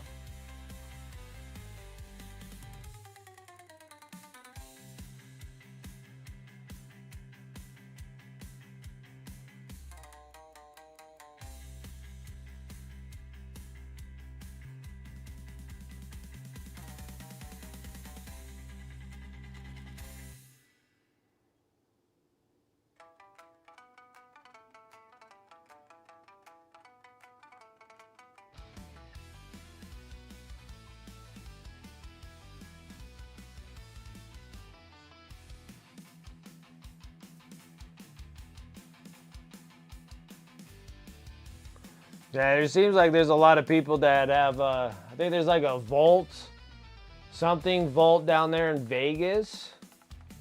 That it seems like they have a lot of cool classes down there in Vegas.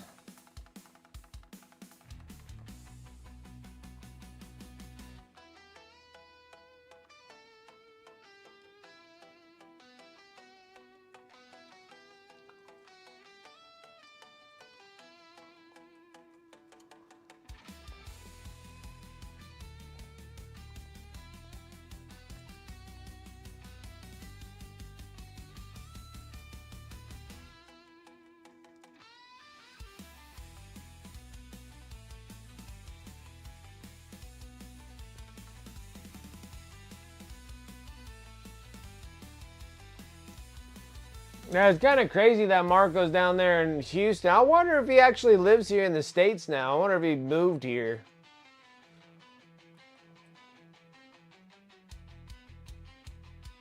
He doesn't live here? Okay, so he's back over. He's like in Italy, I want to say. I know he's pretty close with Mindworks Studio. So I'm assuming that, and he does have that little bit of an Italian swagger to him.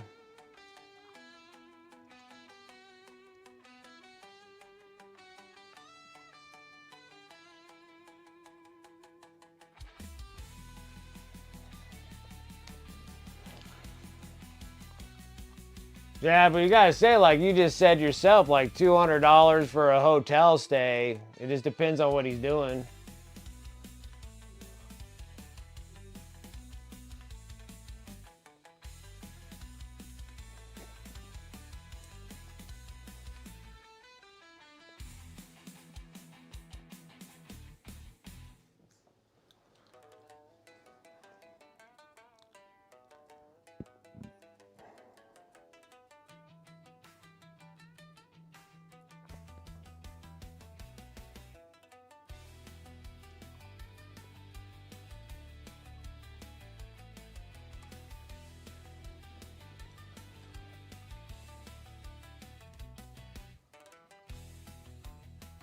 I had like $7,500 for one class weekend. Yeah.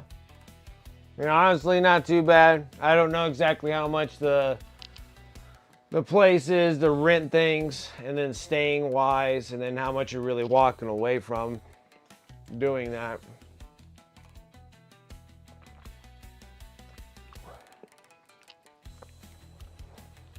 Like, I know that a lot of people do like traveling, going places, and teaching classes, and that helps out with like, going on the trip itself.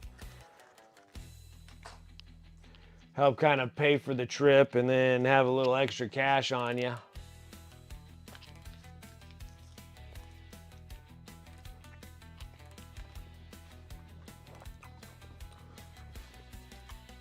Yeah, you like look at like 8 Gs, but then you gotta look at like, flying from where he is over into the States and then staying in the States. And then the rentals, how much they charge for the rentals. And then everything else, like what you really walk away with afterwards.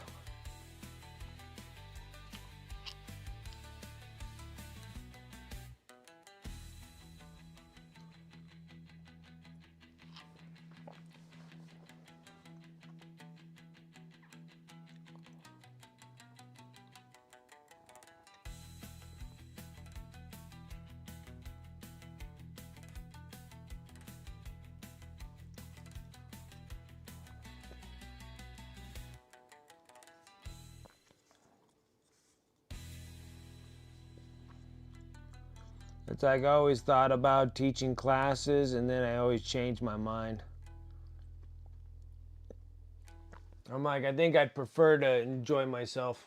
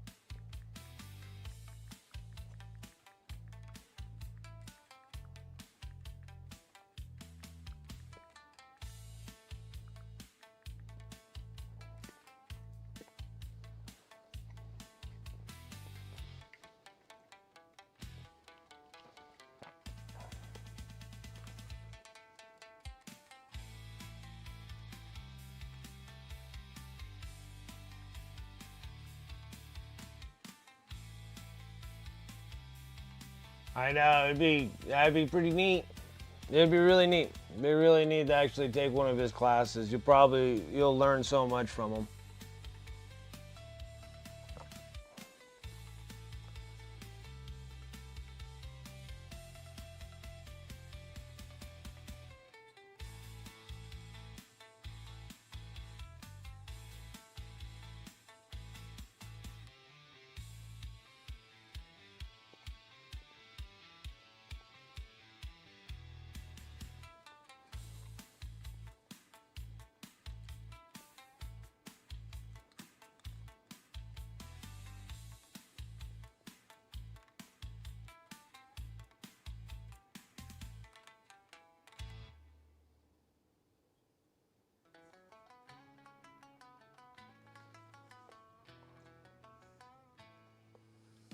There you go, he looks nice and dead.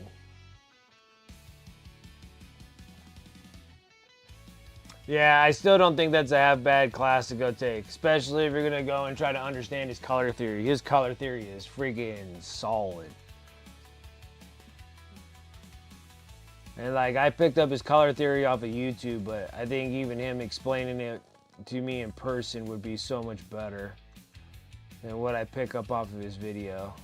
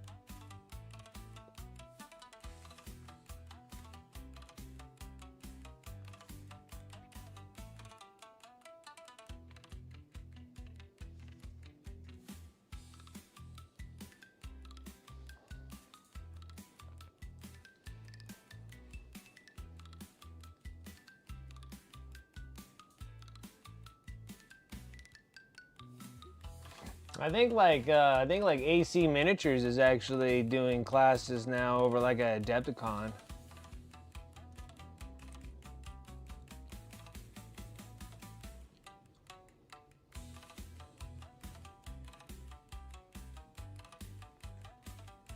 Eric Swinson's classes would probably be really cool to take too. And then like a Sam Lynn's class would be really neat too to take.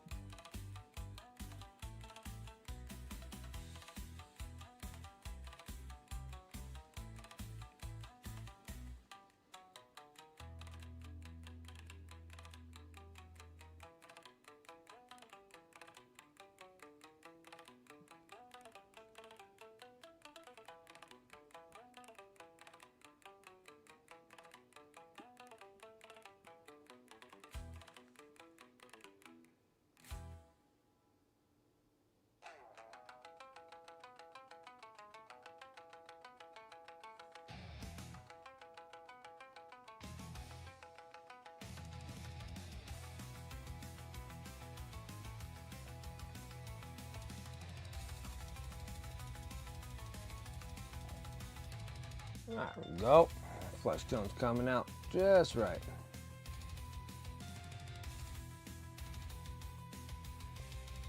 Those little bony knuckles on his fingers. Tendons.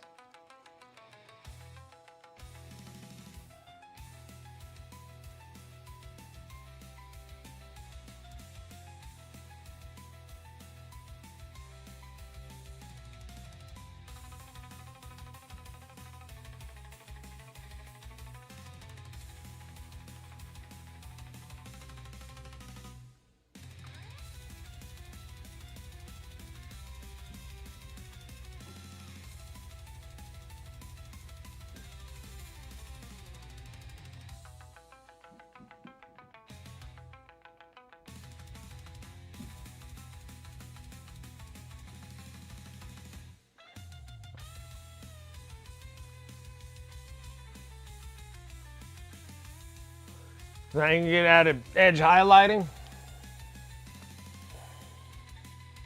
Too thick or thin? Yep. Yep, that can happen.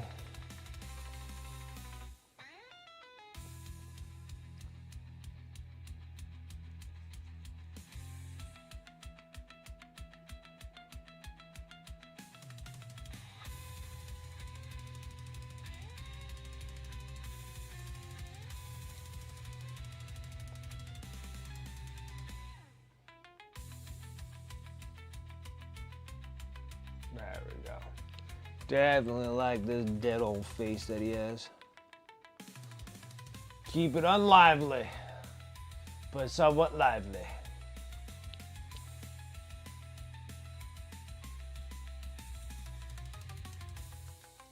Okay. Now, I think I might need a smaller brush maybe.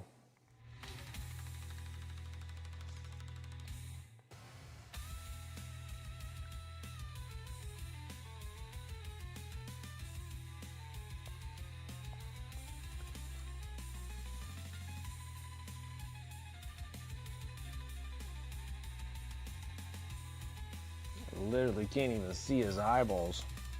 Okay. We need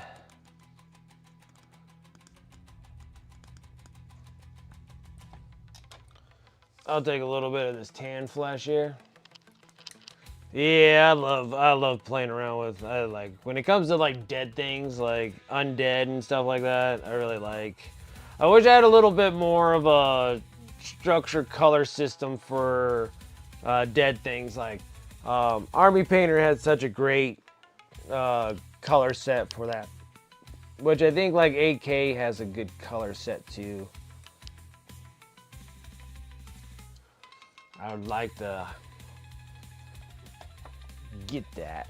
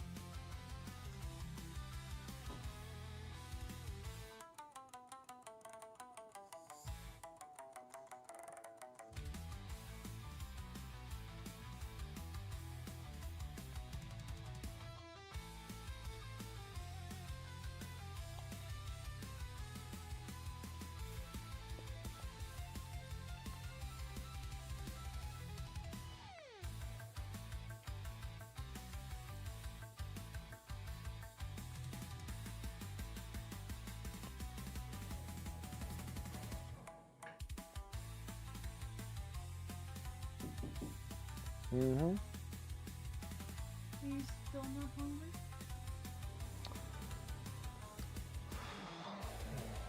I don't know. Maybe I should probably try to eat something. Might give me like one of the little chicken thighs and just one, and then maybe just a little scoop of potato salad. I don't know why I don't feel like I want to eat at all. It's kind of weird not wanting to eat. I'm always hungry. You know, I'm always just like, feed me. Yeah. I'm starving.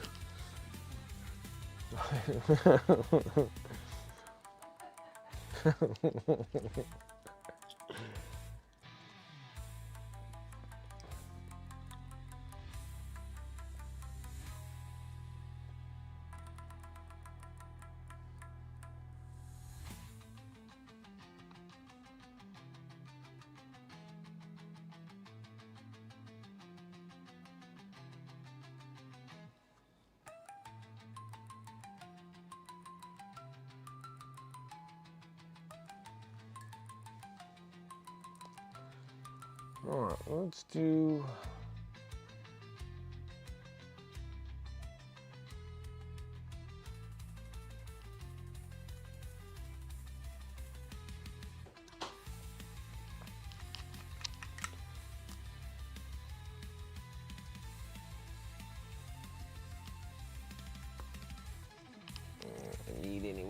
Payne's Gray.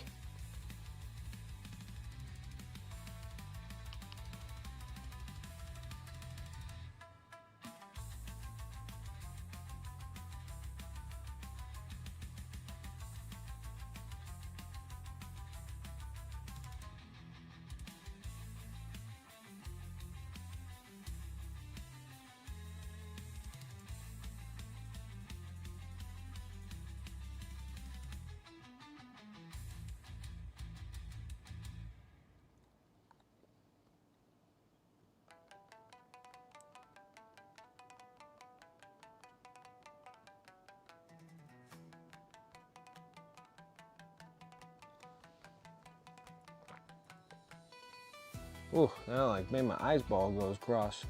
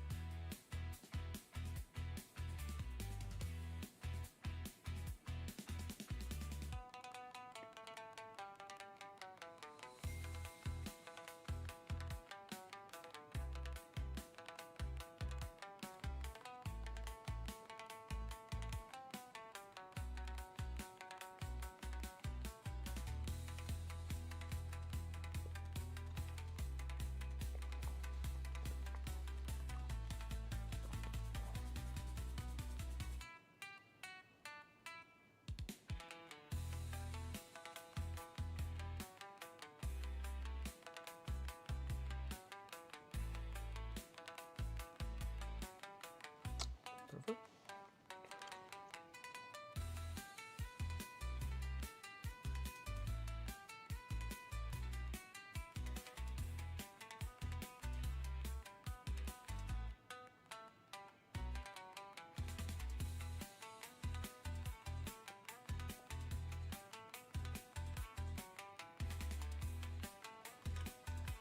A little bit of eyebrows.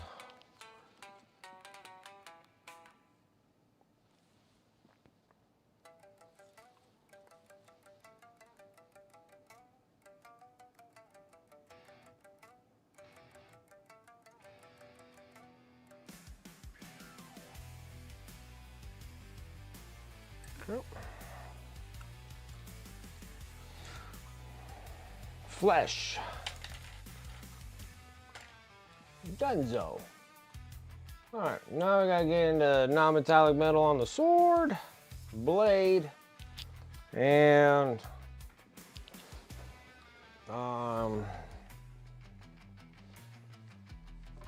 the hair. That crazy, twisted, modded up hair that he got.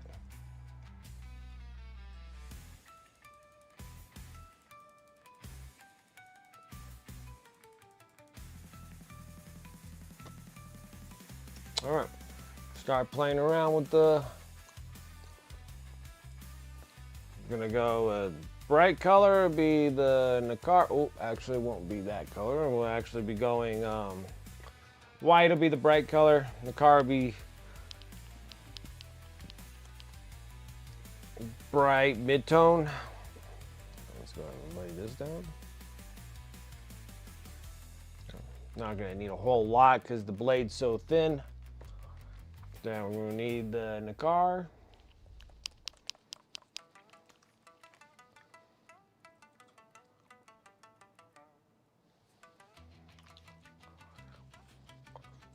Professional quality.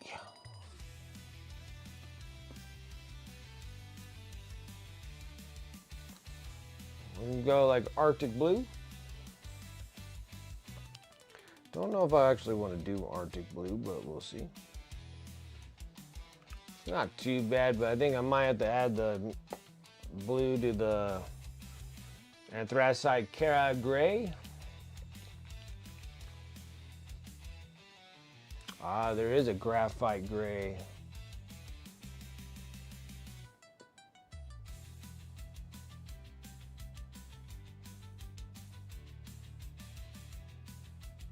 It'll be all right. We'll do this. We'll do this. Okay. It'll be all right. Do it with a 0. Let's go in with that blue-gray nonsense we got.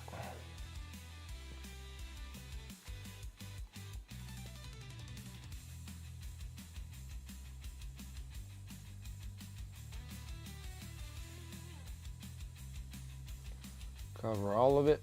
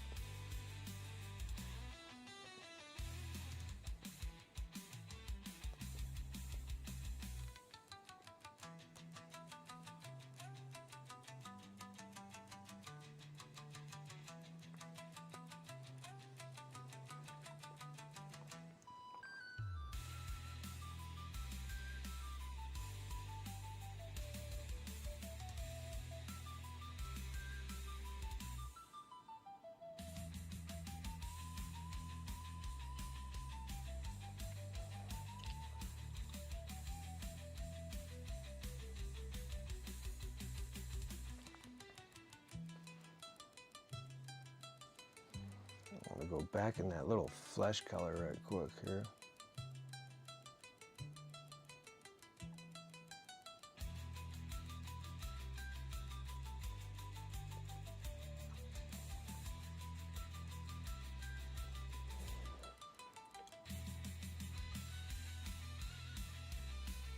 Yeah, like I get heat sick real quick.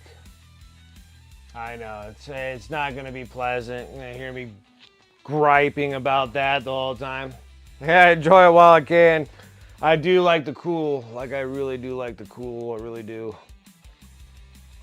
The heat is just dreadful.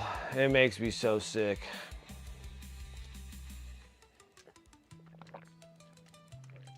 I try everything to get myself freaking cooled off as much as I can. Summer will be here and I won't be at painting desk that much. Oh, you're not gonna be at the painting desk as much during the spring and summer?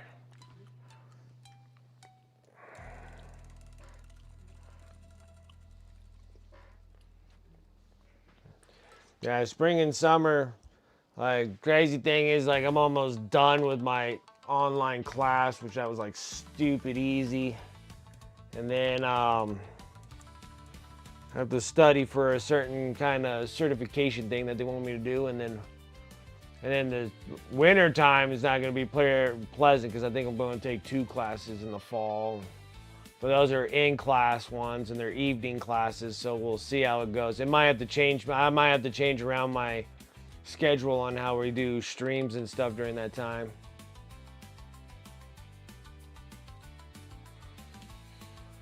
Yeah, Canadians get out of the house and those shit. Yeah, you guys have to, because you got to say like 9 months of the years that you guys are trapped inside your house. You only got like 3 good months. Like you got like June, July, and August. Like that's all you guys have. Of like good temperatures. And then you're back to -40. Like I think like in May it's like 0 degrees and you guys are wearing shorts. Because it's freaking, you've been in like -60 during the whole time.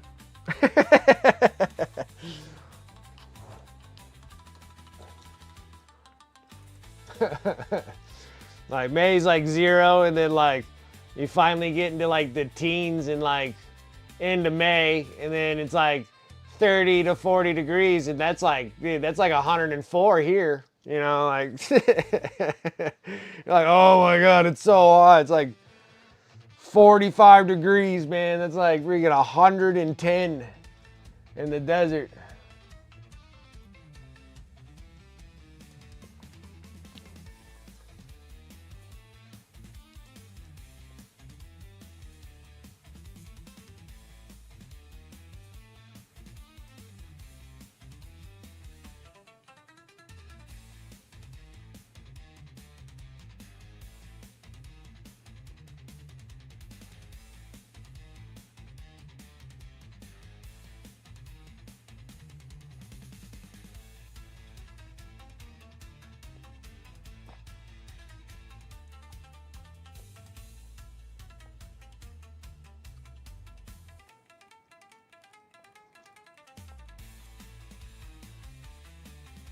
Well, my problem is like I had to go order some new pants my whole time of 9 weeks off.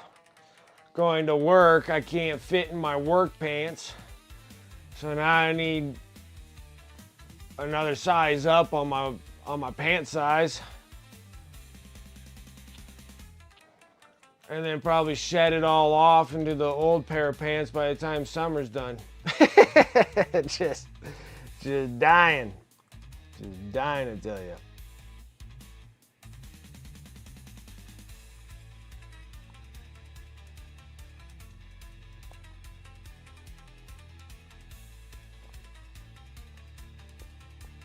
Okay. So since I made everything kind of bright here, we're gonna go and take our white.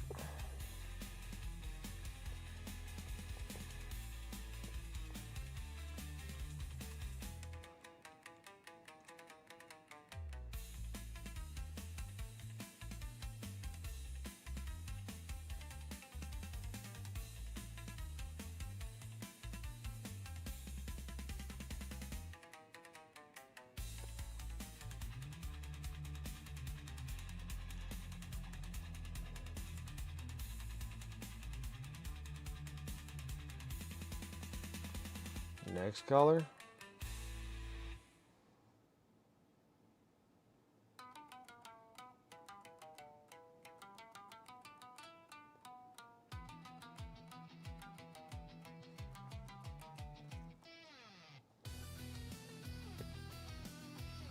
So that was the bright color, the bright mid-tone. This is the dark mid-tone.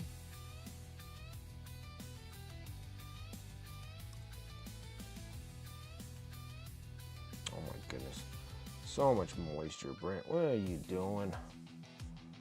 What are you doing? Screwing it all up right off the jump?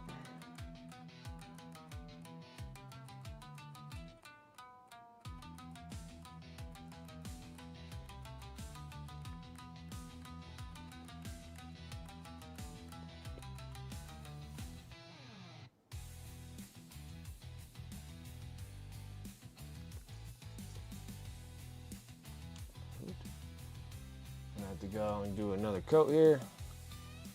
So we got our dark laps right here.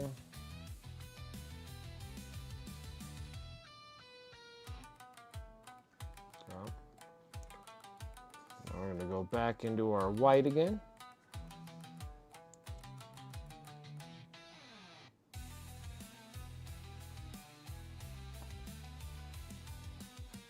Already, you guys could probably already see the change in the blade.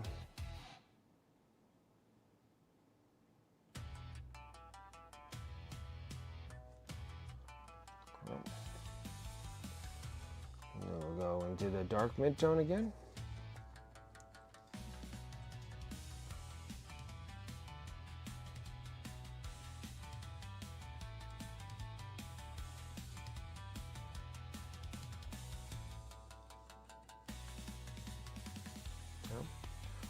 And we're going to this back side.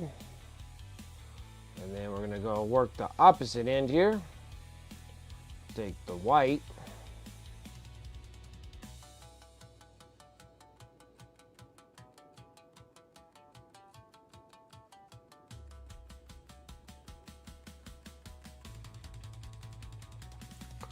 Trying not to make a mess out of all that pretty fur we just did.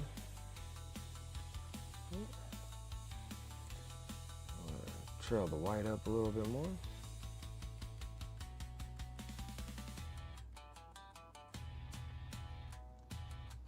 Okay. Now we're going to go into the bright mid-tone.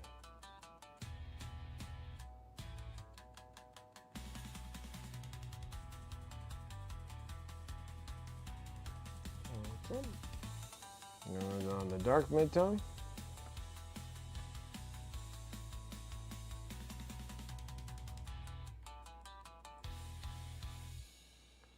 And then we're just going to go into the dark base that we had.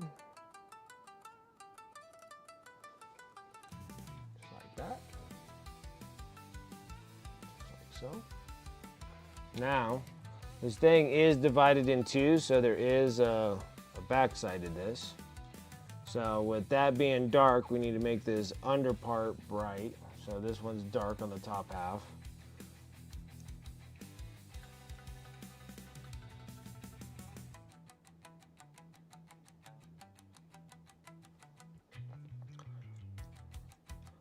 Go into the bright midtone.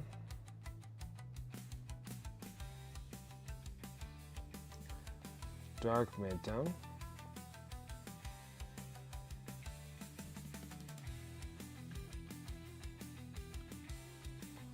Like that.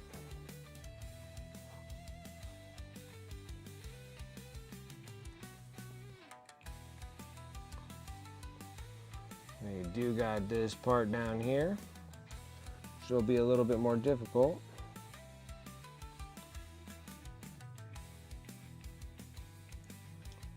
Bright, and into the bright midtone.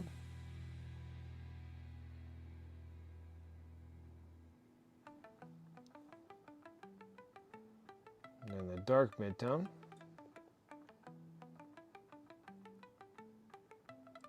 And I made it in kind of a complete full circle here.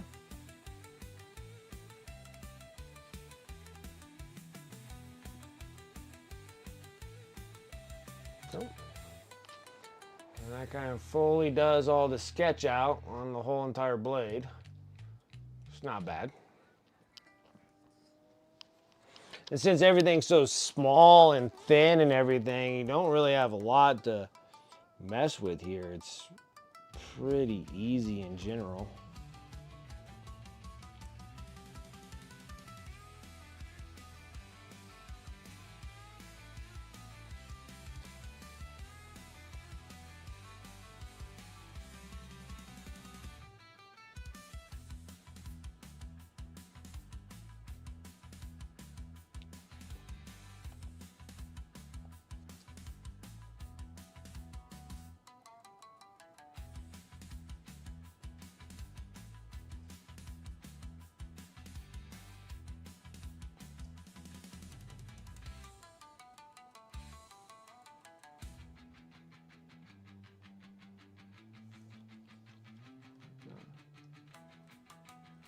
Blended pretty good there.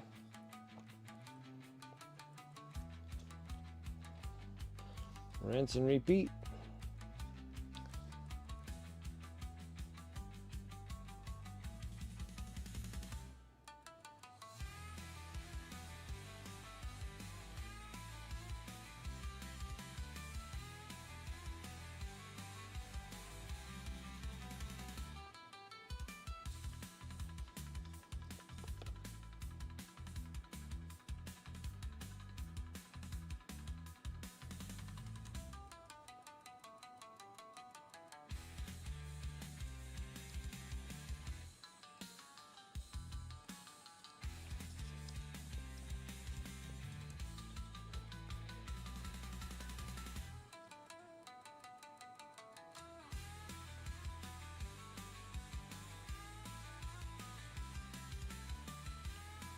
Almost don't need to do any kind of fuzz work on this. It actually blended in so good. Just so narrow that you can't really help yourself.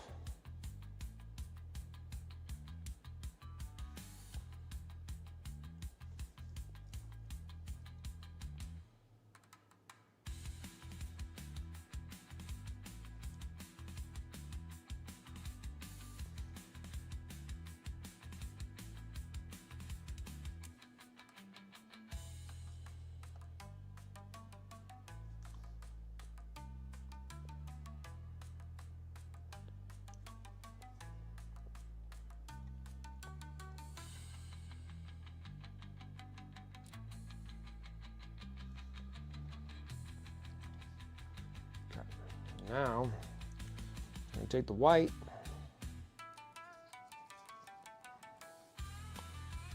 see if I can edge out a line here.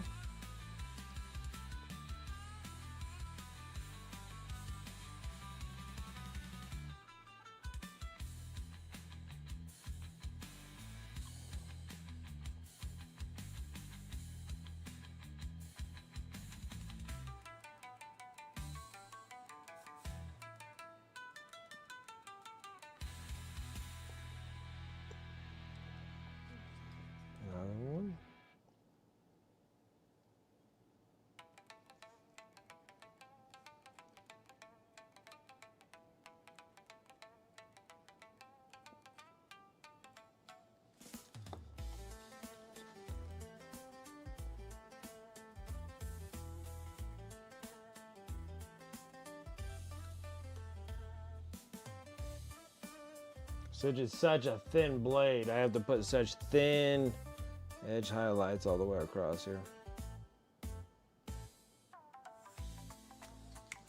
There we go. Super easy. That actually probably was the easiest non-metallic metal that I ever had to do. That was like easy. I didn't even have to blend much into that at all.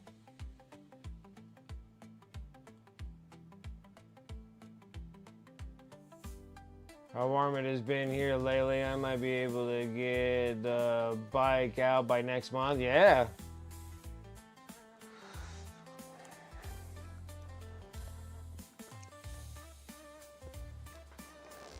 Yeah, you guys it's been pretty light on the snow for you guys up there. Looks like you had like a little bit of time of snow dropping on you guys, but not that much, it doesn't seem like. Like normally you guys get like feet or meters, whatever you guys freaking use. Whatever you guys use.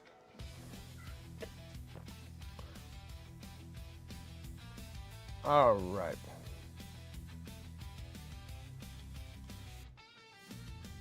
Yeah, you barely got any. Like, yeah, it's like the snow, you guys really didn't get any. Unless something happens like the rest of this month and going into March, I think you got... Yeah, like earlier, like in January or something like that, it seemed like you guys were getting just hammered by a bunch of snow.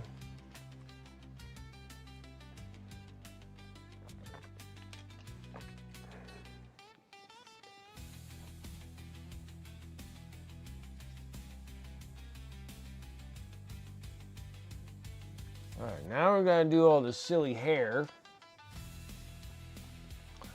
And after the silly hair, everything's gonna just have to be on hold until I can get that base primed.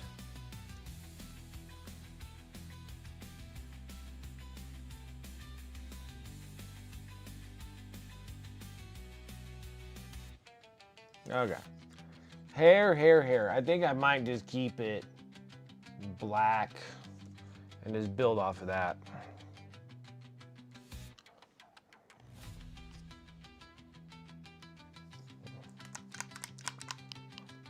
Dark neutral gray.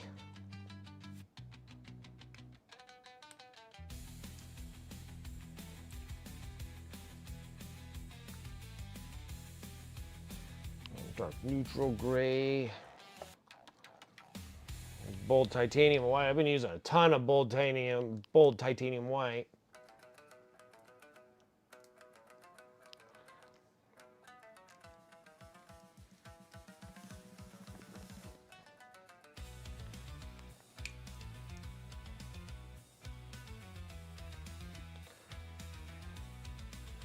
You're like, you know, things are getting bad when Canadians ain't getting any snow.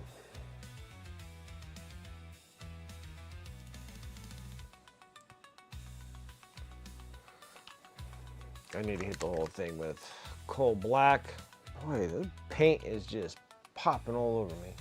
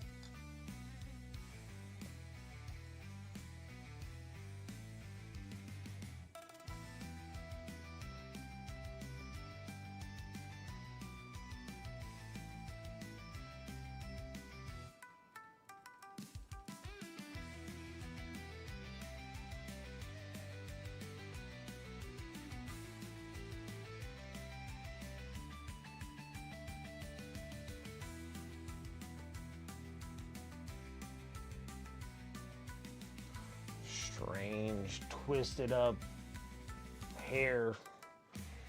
Just the strangest. All right. I'm gonna take a little bit of that black, whole lot of that dark neutral gray. And then we're just gonna kind of add a little bit of bold titanium white to it.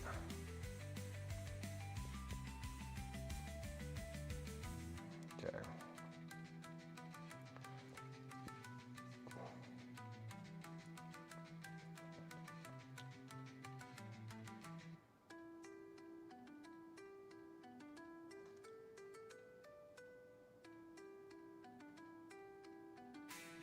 Uh-oh. I hit the face. What the heck am I doing? What the heck am I doing? Get rid of that. There we go.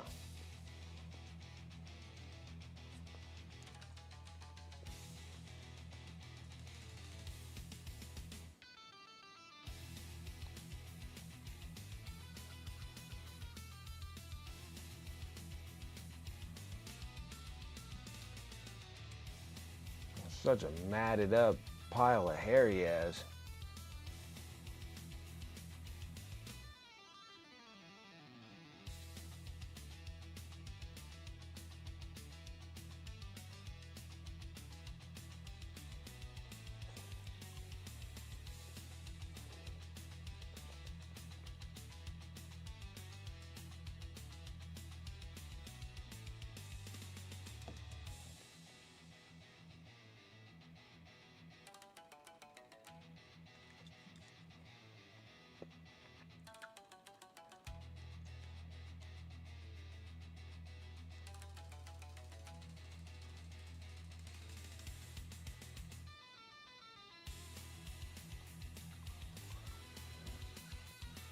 Perfect. Do that light highlight through the hair, which is perfect. Now we're going to take some of that same color that we had. We're going to hit even more white in it.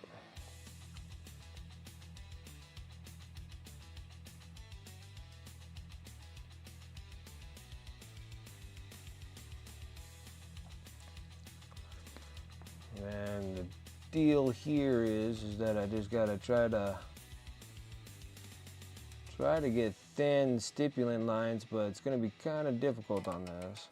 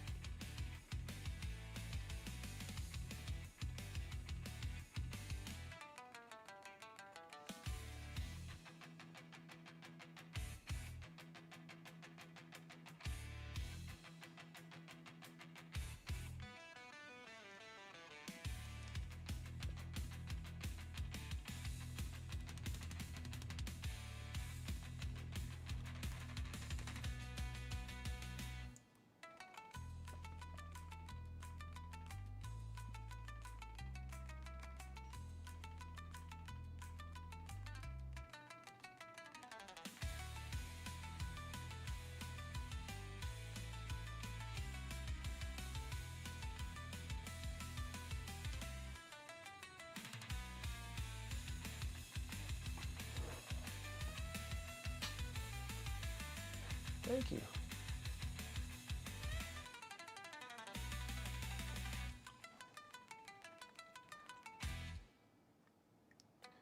I'm going to take some of that same color and even more white.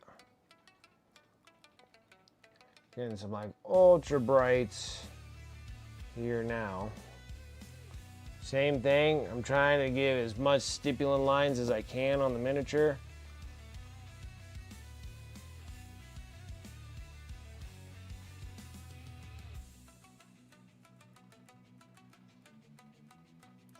As thin as I can possibly make them.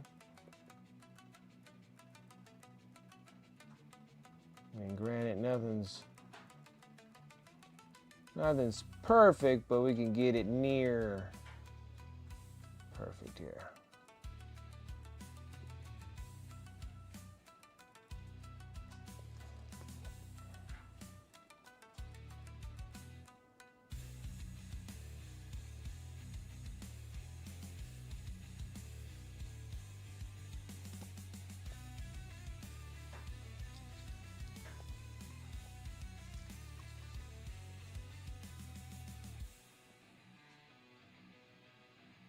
Really light brush pressure.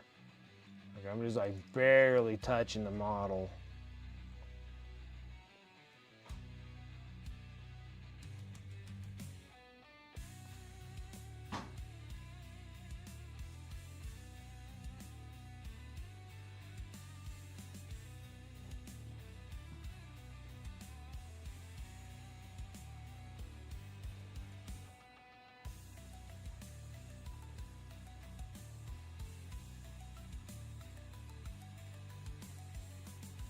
Oh, that was a heavy line.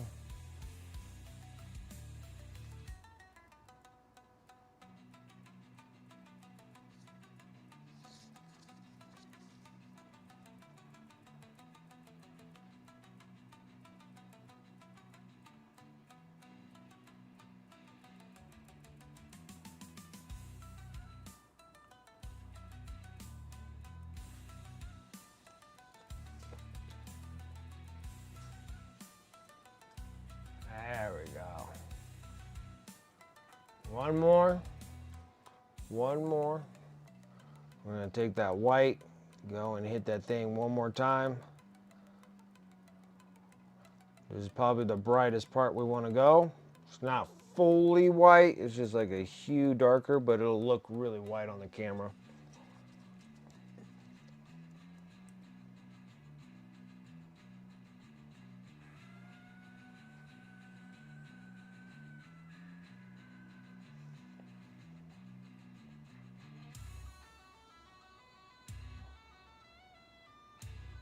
And this one here, I'm not gonna go too many stipulant lines. All I'm gonna try to do is just break up anything that's like super thick by putting some of these lines in there.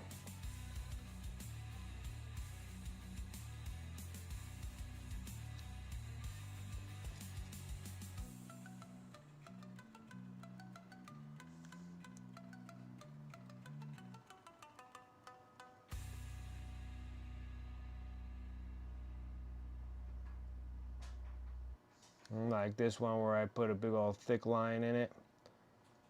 Try to hammer out some thinner ones in them.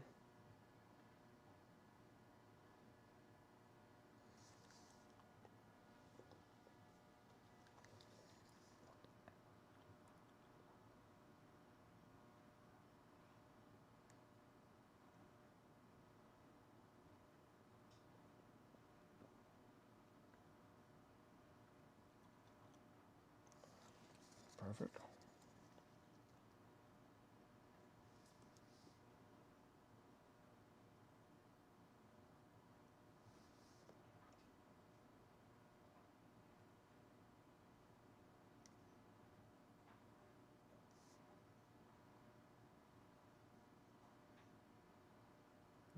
Oh.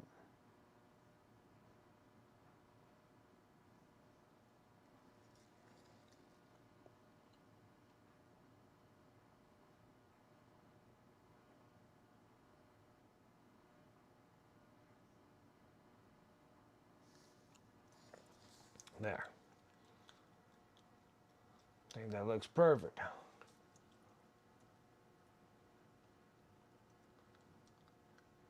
You know, flesh, hair, and the sword came out looking really good. Oh, shoot, guys, that kind of wraps up this dude. It actually came out a lot faster than I was expecting, but we still got to do the base, though.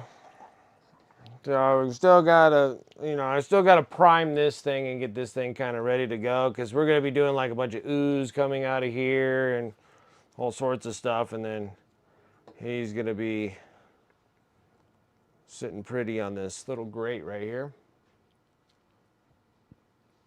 Maybe a little bit further off to the edge here. Like that. Something like that. And then I kind of want to make sure that I get a good lighting direction hitting at an angle of his face like this back here. And then hopefully I can try to get a good... Oh, almost dropped him right into the pallet. Almost dropped him in the wet pallet. Have him sit right here on the edge here and see if I can actually get a pretty good lighting for him. Even if I have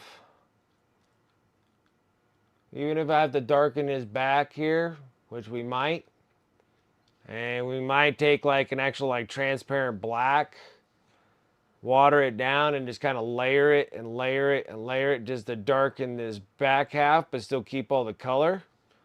And then it'll keep this front part really bright, and then we can just kind of bright angle it going this direction at him. And then we can go on the back here and hopefully put like a big old monster looking rat. That's like his shadow. Be like a big old giant rat instead of what he actually looks like. Would be really kind of cool. So that's exciting. Well, I really don't want to jump into anything else just yet. So we might have to cut a stream a little short. I took a little too much time on this miniature. That kind of wraps him up pretty good. Yeah, actually went by a lot quicker. Actually, everything's a lot quicker than that Stormcast Eternal model we did. That was just so much non-metallic metal.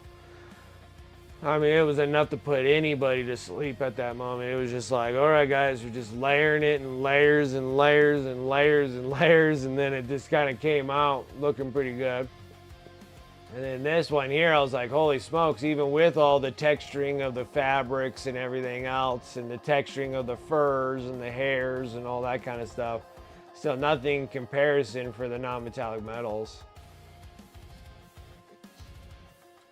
When you only have like 3 things that you have to do non-metallic metals on, it's not that bad. So I'll probably have to close up shop anyways, and then finish up the base for this model, and then I'll have this thing all set up ready for the end of the month, and then we'll be working on the demon prints for the Emperor's Children, which that'd be really cool. And then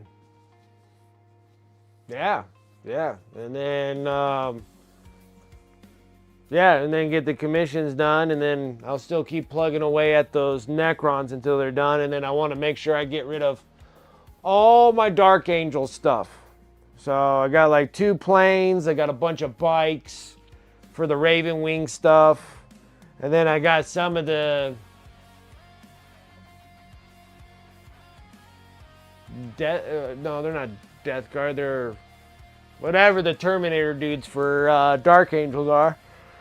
I have old ones and new ones, so I'll try to paint all of them up. I even have like Samael too, so I got Samael that's on the bike, which is kind of a cool miniature. But it'd be cool, it's alright if I get rid of all of those dudes, so I'm going to try to get rid of all those guys. The Deathwing Knights, thank you. Yeah, get rid of all the Deathwing Knights. Yeah, same here, Dragoon. I'm going to close up shop, guys. We did excellent. I got a lot farther than I thought I was going to be. Like, I can't believe we were just like done with the miniature. I was just like, well, that works.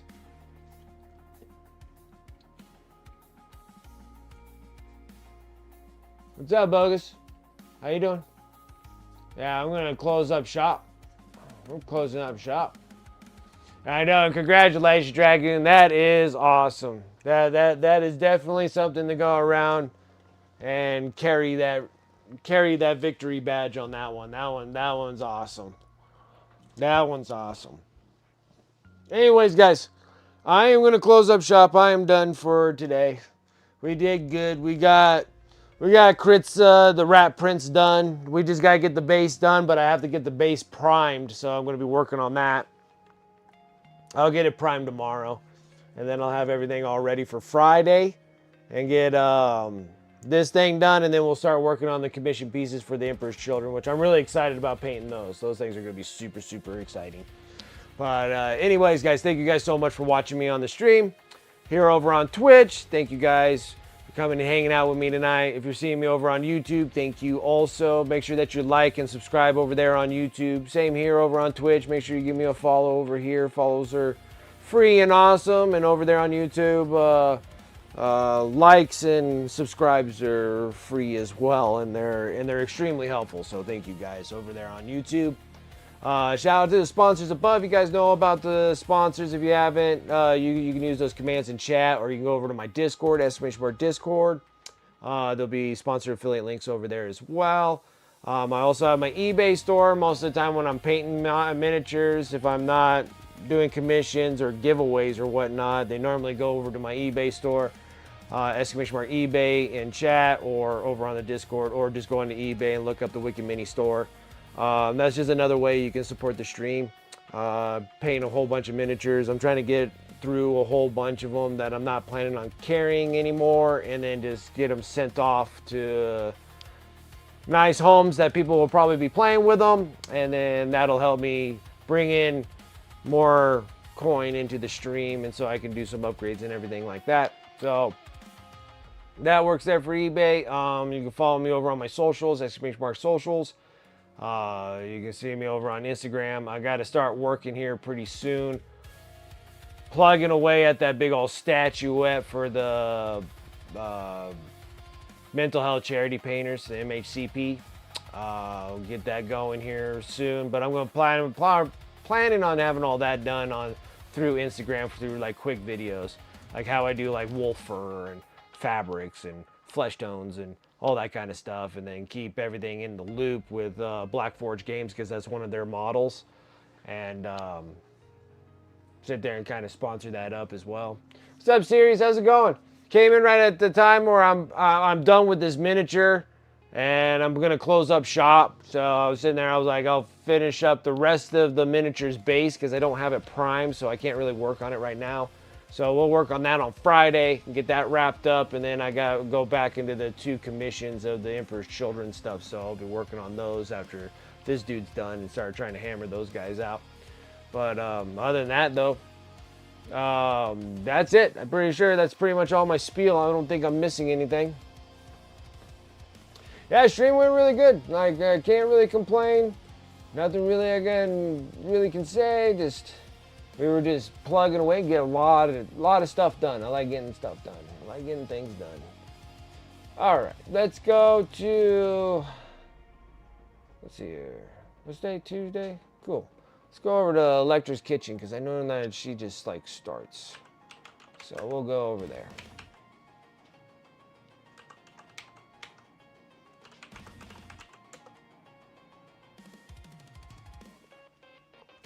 All right, guys. Let's go ahead and start up right over to Electra's kitchen and see what she is up to. Other than that, guys, thank you so much for coming hanging out with me on this Tuesday. I will catch you guys later on Friday. Until then, have a wonderful rest of your week, and I will see you guys later. See ya.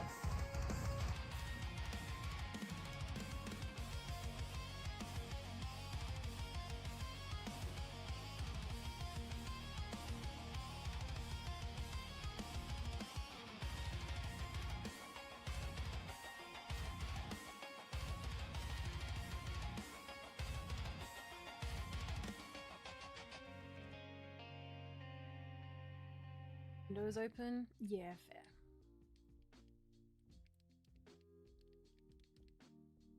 How you doing, sweetie? Having a nice nap? Oh my goodness, another raid! Wicked Minis, welcome on in.